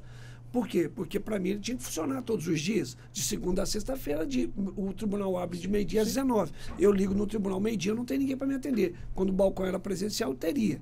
Eu chego 19 horas, não tem ninguém para me atender. No balcão presencial, teria. Então, observe, o que eu entendo é que o ajuste, né, o trato fino do cuidado é que precisa ser melhorado. E para isso, eu que já fui presidente de ordem, né, eu já fui à direção do tribunal e já conversei com as pessoas competentes para, olha, isso aqui é o meu entender, precisa ser melhorado. Por quê? Porque eu não falo por mim apenas, eu falo por todos os advogados naquele momento que eu estou representando eles. E eu acho que esse é o olhar do gestor em qualquer que seja a sua função. Ele está presidindo uma instituição como a Ordem dos Advogados do Brasil, qualquer que seja a sua realidade, de uma seccional ou de uma subseção, ele tem que ter esse olhar de buscar o melhor para o seu jurisdicionado, que é o seu cliente, ou para os seus correligionários, que são os advogados que estão inscritos junto com você. Quando eu olho para o tribunal, aí eu vou usar a fala aqui do ministro do STJ, o ministro Sebastião. Ele falou assim, Cleide, é impossível o ministro julgar numa tarde sem processos de habeas corpus que entraram na tarde de hoje, certo? Isso é humanamente impossível, por mais que eu tenha 30 assessores, ou seja, não sou eu juiz, é o meu gabinete que está julgando. O meu gabinete está julgando com as métricas, com a formatação tecnológica que eu dei para ele.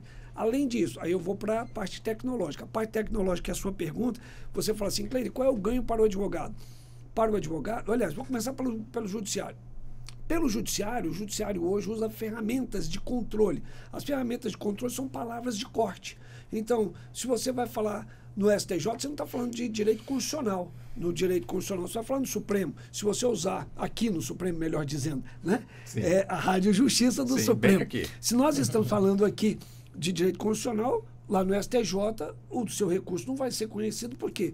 Porque a inteligência artificial vai dizer que aquele recurso não é pertinente para aquela corte, para aquele tribunal. Isso já diminui o trabalho de quem? Dos analistas, do ministro, e diminui o trabalho do magistrado, no caso o ministro. Já para o MP, o Ministério Público, ele também terá um ganho, porque terá menos um processo para enfrentar, para submeter ao percussiente parecer do representante, do caso ali, do STJ, o procurador de justiça. Mas você fala assim, Cleide, e lá no primeiro grau, no juízo? Então eu digo para você, já nos juízes de primeiro grau, inclusive nós em nosso escritório, estamos inclusive implementando um trabalho para que a equipe do escritório tenha acesso à inteligência artificial, por exemplo, que no Tribunal de Justiça do Distrito Federal utiliza, para que a gente possa utilizar a métrica utilizada pelo tribunal para que a gente possa vencer da maneira como o tribunal julga. Então, o juiz Joaquim da turma da vara X da cidade satélite Y julga, tem lá 50 decisões em tal posicionamento. Se a minha inteligência artificial filtra isso, eu tenho condição de saber, olha, dessa forma eu consigo, não adianta eu buscar uma decisão favorável nesse segmento, porque eu já estou vendo que a justiça para isso ela não é acolhida. Então, nesse olhar, o ganho para cada uma das partes é o melhor entendimento. E a dificuldade é o quê? Vai ser, em alguns momentos, o avanço da modificação dos paradigmas que nós temos que evoluir todos os dias. O direito, ele é muito estático, né? A lei está ali congelada, naquele tempo em que ela foi criada. Então, o Código de Direito Penal, que é promulgado em 1941, ele, ao longo do tempo, ele foi se modificando. Um exemplo clássico, a Lei de Violência Doméstica, que está em voga, e hoje pela manhã as emissoras de televisão e de rádio, como a nossa aqui, divulgou mais um caso em que a Justiça está investigando para ver se não mais um feminicídio aqui em Brasília. Então, eu te pergunto, essa legislação de feminicídio, que tudo bem, é uma legislação especial, ela estava prevista no Código Penal de 41? Não, não estava. Como ela não estava, nós tivemos que criar uma legislação especial para isso. E aí, essa parte estática da lei lá, ela não mudou. Eu tive que criar um novo arcabouço jurídico para fazer uma nova análise jurídica, ou seja, essa parte estática, o ganho dela virá com as novas decisões futuras de interpretação. E aí, esse olhar métrico da inteligência artificial, no primeiro momento, ela não vai te trazer dificuldade, porque ela ainda não tem um parâmetro. Agora, vencendo esse olhar, como é que eu enxergo a inteligência artificial para o operador de direito e para um operador já maduro como eu, que já tenho 25 anos de carreira? Poxa, ele vai me trazer um prejuízo, um benefício ou vai me trazer retornos? O que eu entendo e eu procuro buscar para a minha advocacia, para o nosso escritório e para a melhor prestação jurisdicional, ou seja, para aquele que nos contrata, é melhor me adaptar a essa inteligência, utilizar o que ela tem de melhor para que eu possa entregar o melhor direito àquele que eu represento, àquele que eu patrocino. Então, a inteligência artificial, ela tem recursos que o homem comum ele não vai alcançar no seu estágio natural.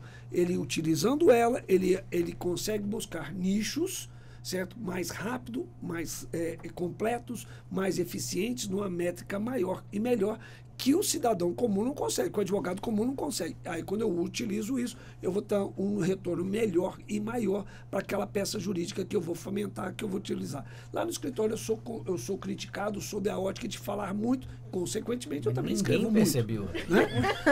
E aí, a inteligência artificial do escritório está me punindo. Certo? E aí, sério, doutor? Está me punindo. Porque recentemente eu li uma petição nossa lá que ela pegou a minha petição de 20 páginas e resumiu ela em 6. Não acredito. Eu peguei e falei assim, eu estou velho e preciso melhorar. Então, observe. E aí, a contribuição para o advogado, que se você pergunta por fim, Cleide, o que a inteligência artificial vai fazer? Ela vai me dar a oportunidade de ter a mente aberta e entender que, olha, se ela modernizou, você tem que modernizar, você tem que melhorar. E aí, consequentemente, quando você tem a entrevista aqui e quando você tem o resumo do dia, que a gente tem a oportunidade de assistir, os juízes, como o próprio ministro Sebastião fala, o antigo ministro Marco Aurélio da Casa Aposentado, fala, como é que se lê uma petição de 50 páginas?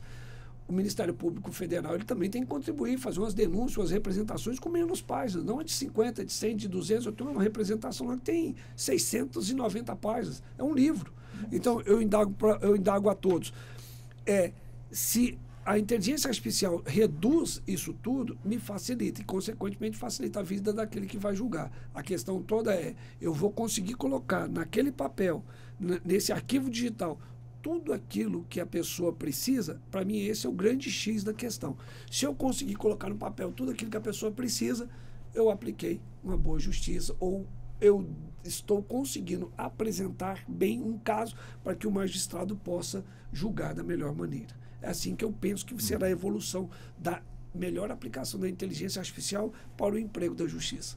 Agora, doutor Bruno, diante do que foi aqui pontuado, tem alguma legislação própria justamente nesse campo da inteligência artificial, não só no campo do empreendedorismo jurídico, como também em outras áreas também da nossa, enfim, da nossa composição social, onde o emprego da inteligência artificial já está chegando, como tem chegado no campo da saúde. Hoje em dia já se faz cirurgia a quilômetros de distâncias, sem o médico estar presente ali na sala cirúrgica, apenas ali sob comando de robô, como também presencialmente. Hoje o médico não coloca mais a mão no paciente, mas sim os equipamentos e numa cirurgia realmente precisa.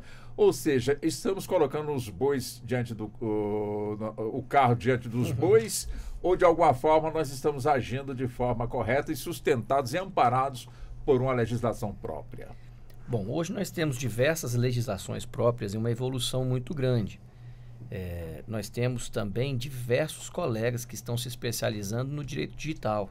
Então, uma empresa que vai se instituir atualmente, por exemplo, no ramo da tecnologia, ele precisa de um advogado especializado nessa matéria e que ele tenha condição de trazer benefícios para aquela empresa, trazer melhorias. Então, essa questão do direito digital, ela não só está em voga, como em franca evolução. Diariamente nós temos algumas legislações que são criadas em relação a isso. Mas você disse algumas, mas elas conseguem acompanhar o ritmo, a publicação de legislações? Sem dúvida, porque, veja, nós temos, por exemplo, no âmbito criminal, nós temos um crime muito novo, que é o crime de stalking, que tem acontecido muito na internet.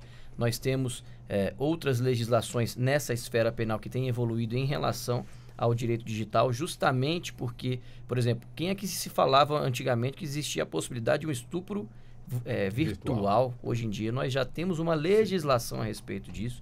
Nós também temos visto uma evolução muito grande em relação às legislações vinculadas ao direito de família. Ontem, há 10 anos atrás, só podia se casar homem e mulher. Hoje em dia nós temos diversas entidades familiares e elas têm evoluído ao longo dos dias e muito rapidamente na nossa legislação, nos entendimentos jurídicos. Então, a tecnologia ela tem trazido muita informação. Temos tido a possibilidade, por exemplo, de combater fake news, que até pouco tempo era muito melhor difundido. Hoje as pessoas têm tomado maiores cuidados em relação a isso e tem legislação específica para este tema, que é muito utilizado na internet. Então, ter esta evolução e trazer isso para o seu escritório. Na sua primeira fala, você dizia como evoluir o seu escritório, como empreender na categoria jurídica, como ser um advogado empreendedor. Isso também passa para este advogado se ele realmente está num ramo que está em franca evolução. Nós temos hoje, por exemplo, o direito previdenciário, que as decisões têm acontecido aqui no STF, no outro dia você já está implementando lá no seu escritório. Então você está preparado para isso, você está se especializando, você está se atualizando diariamente em relação àquela legislação que você está empregando no seu escritório. Assim como também existem outras carreiras, como eu disse aqui, o advogado diligencista, ele caiu em desuso, hoje quase não se tem mais. Então, o advogado ele precisa ir se reinventando, ele precisa ir tendo conhecimento, precisa se adequar às questões digitais e não só isso. Também ter noção do nosso estatuto, do nosso código de ética, até que ponto nós podemos evoluir nisso, até que ponto nós podemos utilizar o marketing a nosso favor, até que ponto nós não estamos trocando a nossa advocacia por apenas nos portar na internet.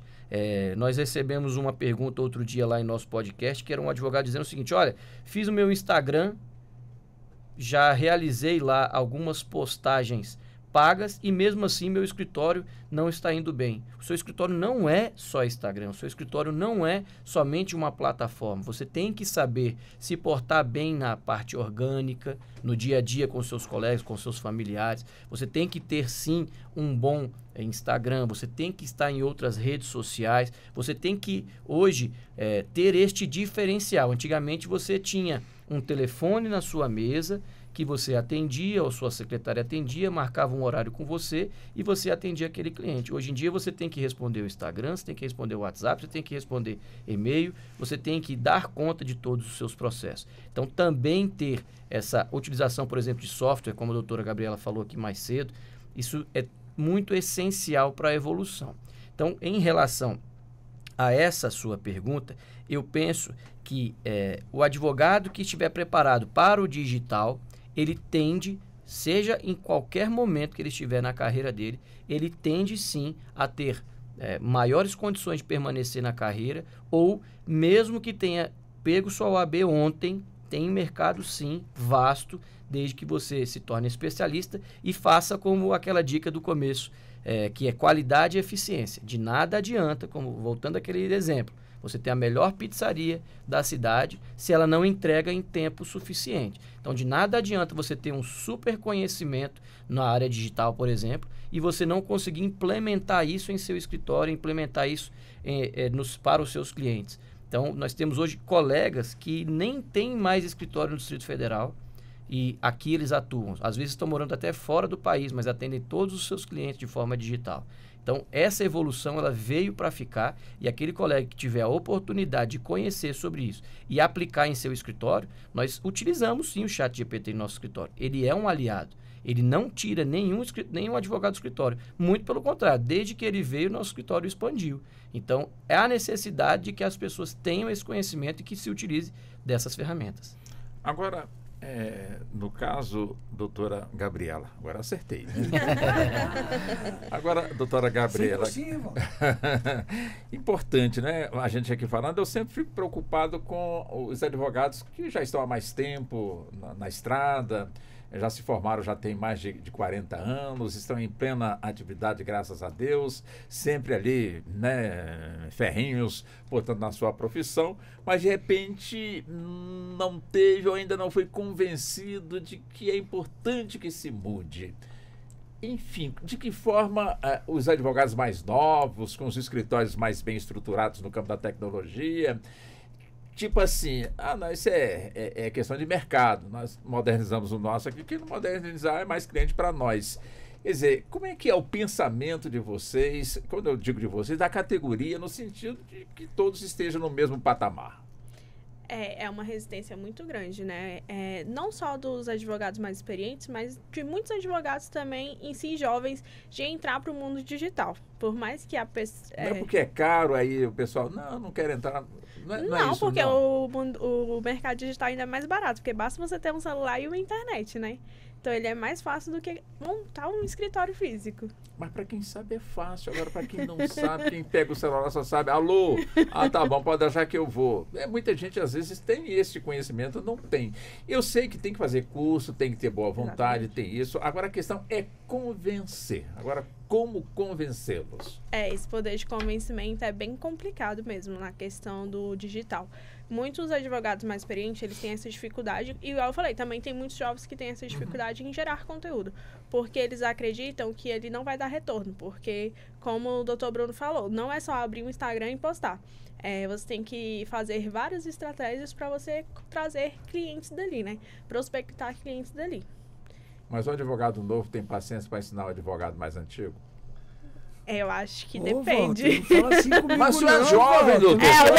Eu tenho paciência. Vai dizer se já levou bronca. Todo dia eu tava dentro Essa sua pergunta é interessante, porque eu lembro de até pouco tempo atrás, antigamente, 10 anos, 12 anos atrás, nós que somos muito envolvidos com questões de OAB, nós visitávamos os colegas em seus escritórios.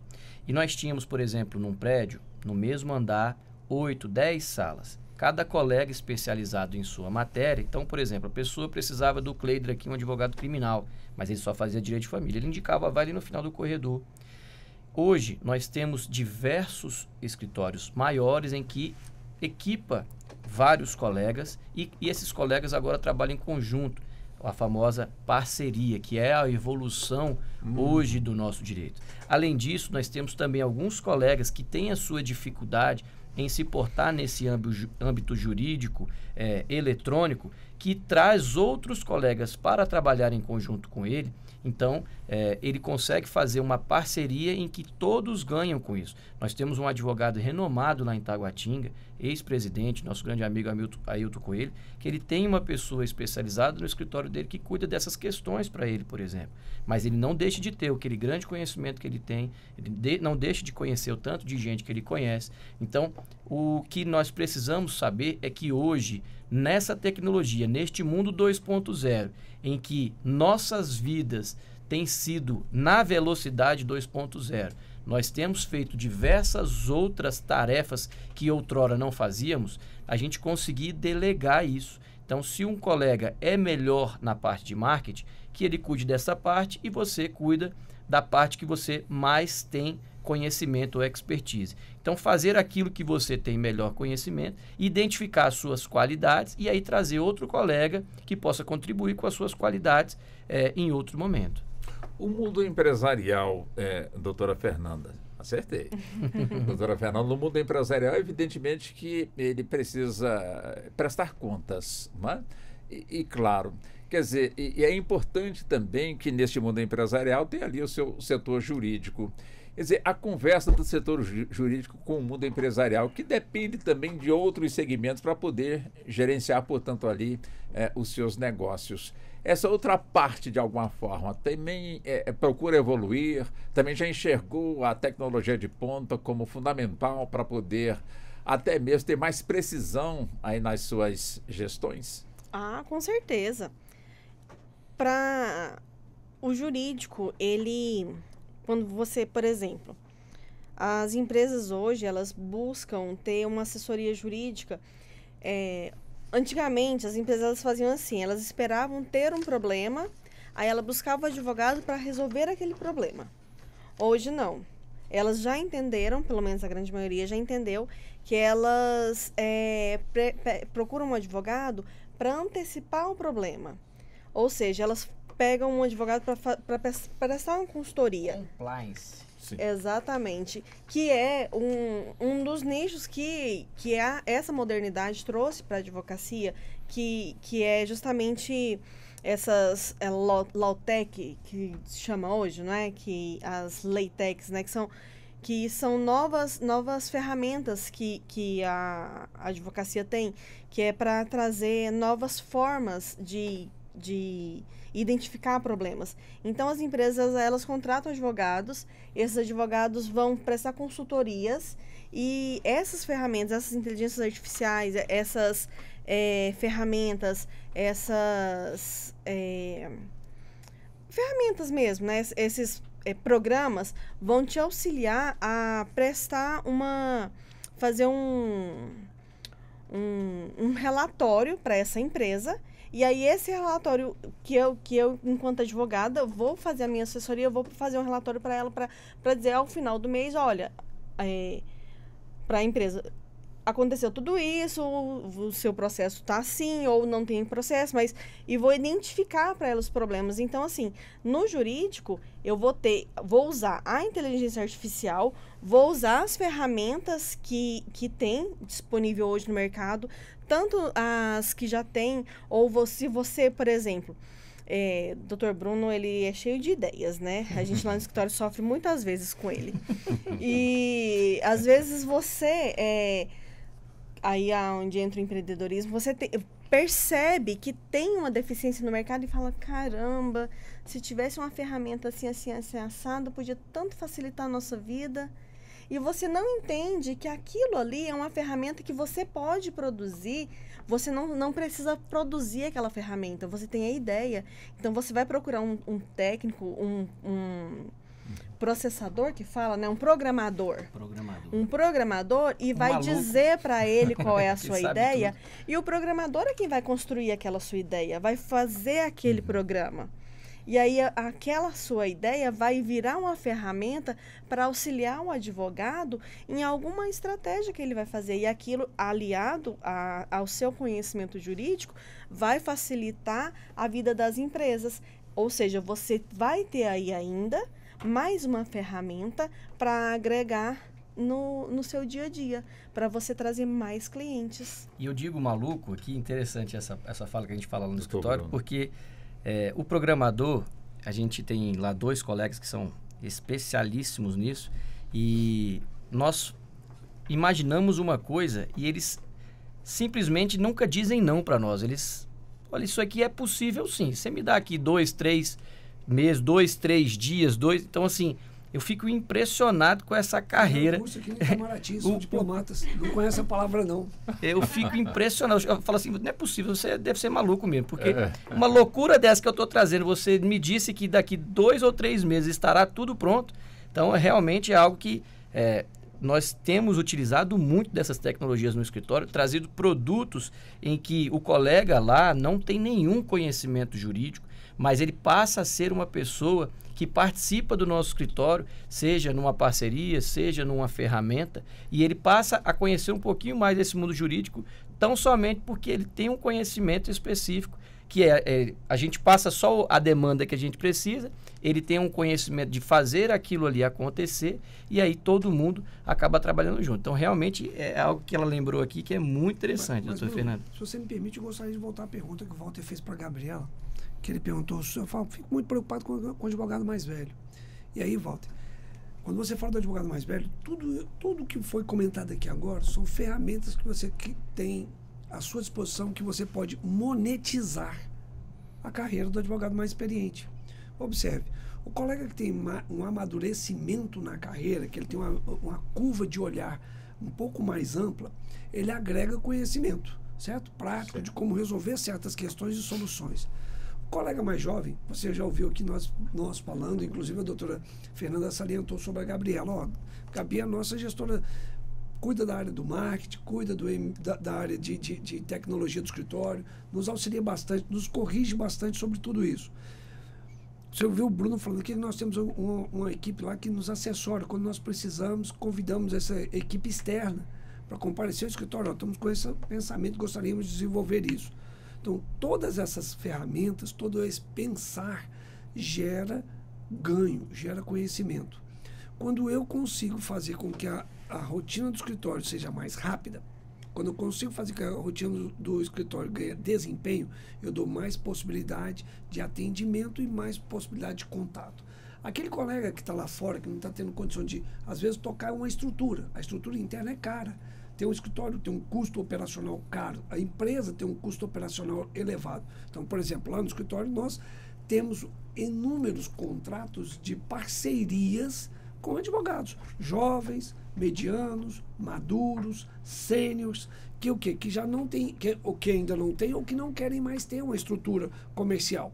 Então eles se aproximam da gente, firmam um contrato de parceria e nessa parceria nós conseguimos monetizá-los. E aí nós monetizamos eles pela ferramenta que desenvolvemos, monetizamos eles pelos contratos que firmamos, monetizamos eles pelas novas modalidades que tocamos. Então, observe, o olhar comercial, e a sua pergunta inicial foi como empreender.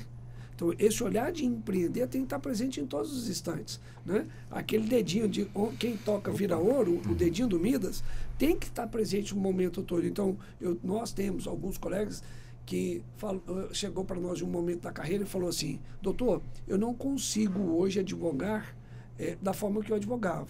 Se o senhor me der a oportunidade de ser um parceiro, certo? Aí eu consigo sobreviver. Se o senhor me permitir ser um parceiro do escritório, aí eu consigo sobreviver.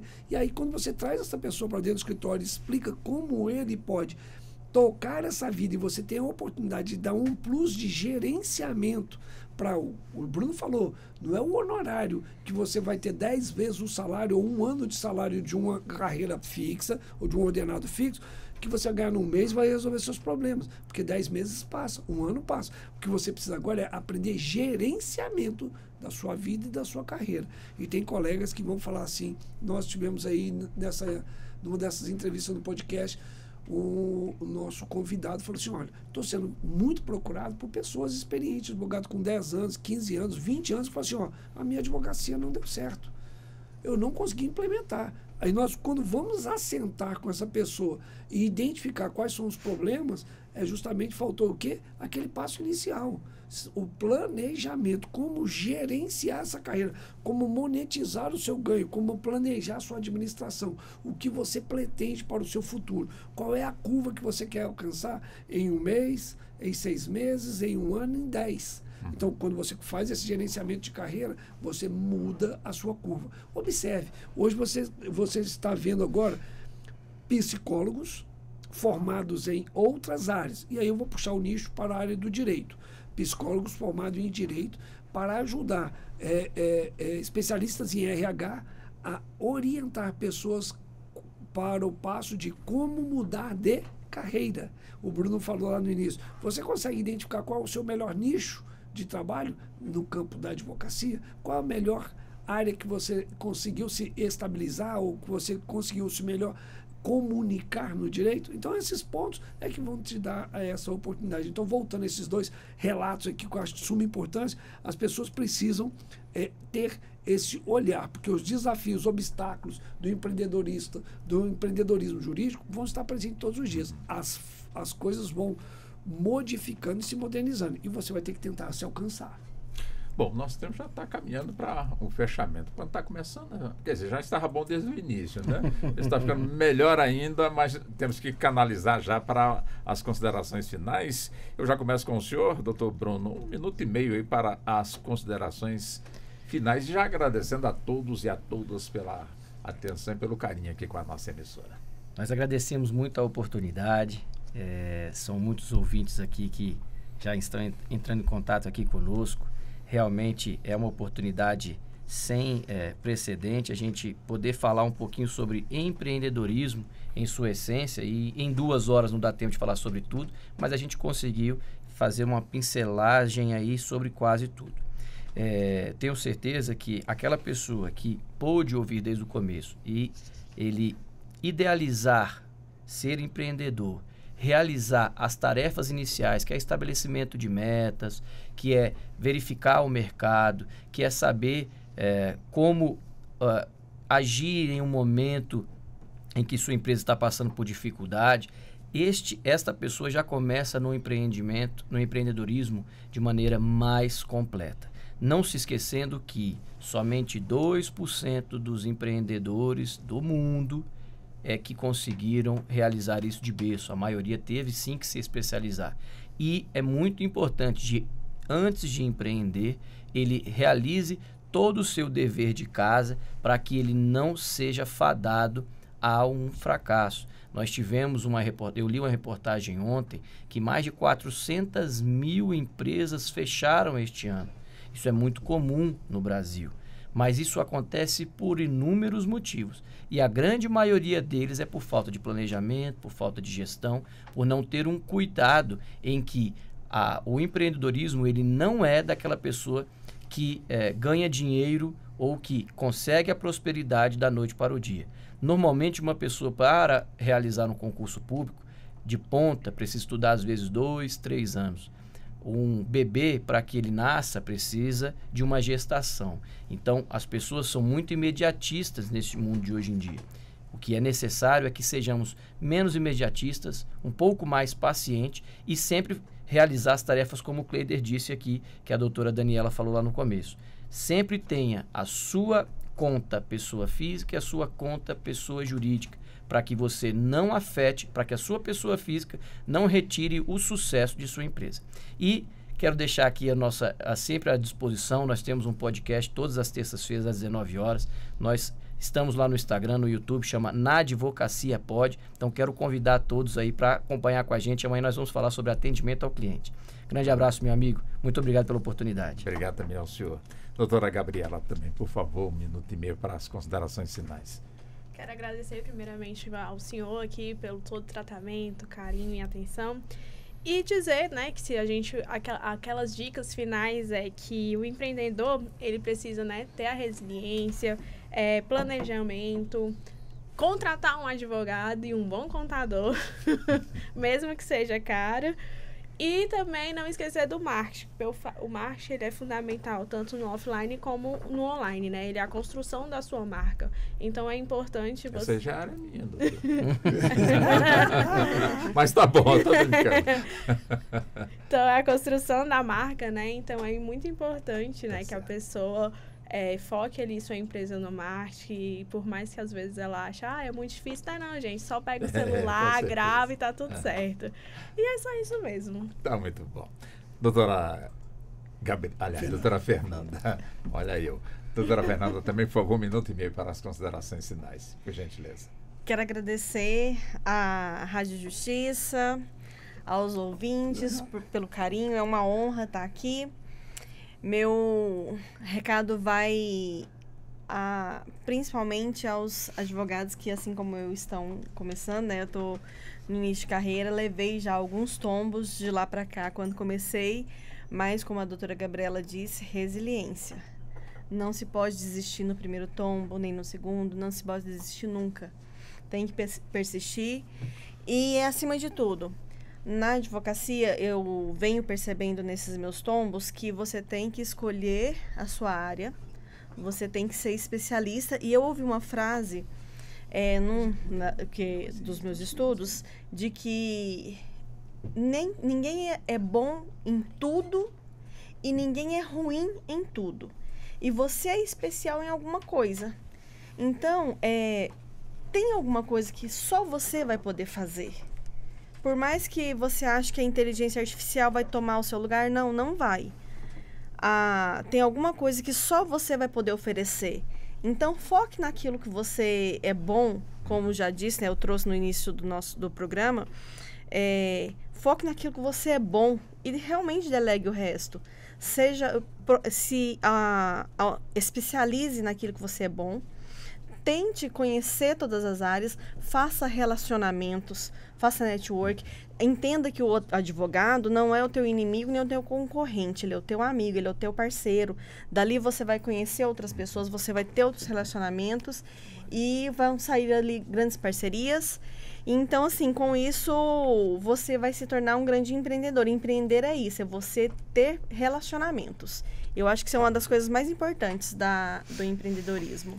Doutor Kleider, e com certeza também 1 minuto e meio, mas só uma provocaçãozinha de 30 segundos. Ou seja, no empreendedorismo não cabe aventureiro.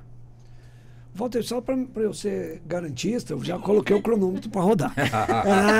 Gabi não vai me bater. Mas antes de mais nada, Walter, antes de responder, quero agradecer. Para mim, novamente, é uma alegria poder estar junto com você hoje, relembrando aqui momentos tão especiais da minha vida, que foi te ouvir pela manhã.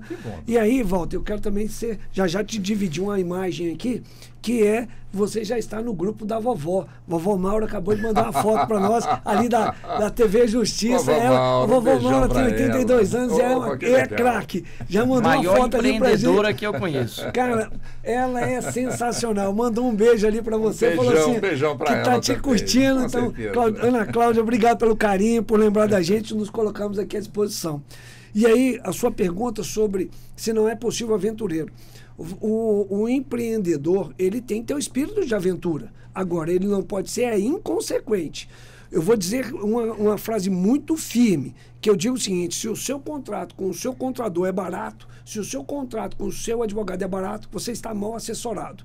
Tenha um preço justo. Não precisa ser caro, mas tem um bom advogado, tem um bom contador. Eles irão salvar o futuro da sua empresa. Essa é a base. Essa é a base. Se você não tiver um bom planejamento, você não está bem programado. Se você não tiver uma boa assessoria, você não estará bem organizado para o futuro. E para eu fechar no meu tempo certinho, já falei da vovó, quero ainda citar o poeta mais conhecido como Wesley Safadão. Vida, tô chegando! Um beijo! Walter, obrigado pelo carinho e nos colocamos à disposição. Como eu disse, o escritório está sempre aberto para os parceiros, para os amigos, e é uma alegria muito grande. Eu estou professor universitário aqui em Brasília há quase 16 anos, passei por grandes faculdades aqui da nossa capital, que me deu a oportunidade de conhecer muitos e fazer bons amigos. E é com muito carinho que volto aqui a esta casa. Estou sempre à disposição, a Rádio Justiça e a TV também. Aquele abraço grande meu e da família na Advocacia Pode, que amanhã à noite teremos o tema Gestão de Clientes e Relacionamento na Área Penal. Aquele abraço. Outro, evidentemente que o espaço aqui está eternamente aberto para os senhores e também para as senhoras. Doutor Bruno, um abraço para o senhor. Muito obrigado, hein? Grande abraço, muito obrigado. Uma ótima tarde a todos os ouvintes. Doutora Fernanda, um abração também para a senhora. Muito obrigada. Obrigado. Doutora Gabriela, um abraço. Doutor Kleider, um abração também para o senhor. Muito obrigado, hein? Pelo carinho, Walter. E assim chegamos ao fim da edição de hoje do nosso Justiça na Tarde Debate, que teve a minha condução. Sou Walter Lima, que teve a produção da Ana Cláudia Possati, trabalhos técnicos do Neto Silva e a coordenação de jornalismo de Marcela Luiza. Muito boa tarde e até o nosso próximo encontro. Até lá. A Rádio Justiça apresentou Justiça na Tarde. Secretaria de Comunicação Social, Supremo Tribunal Federal.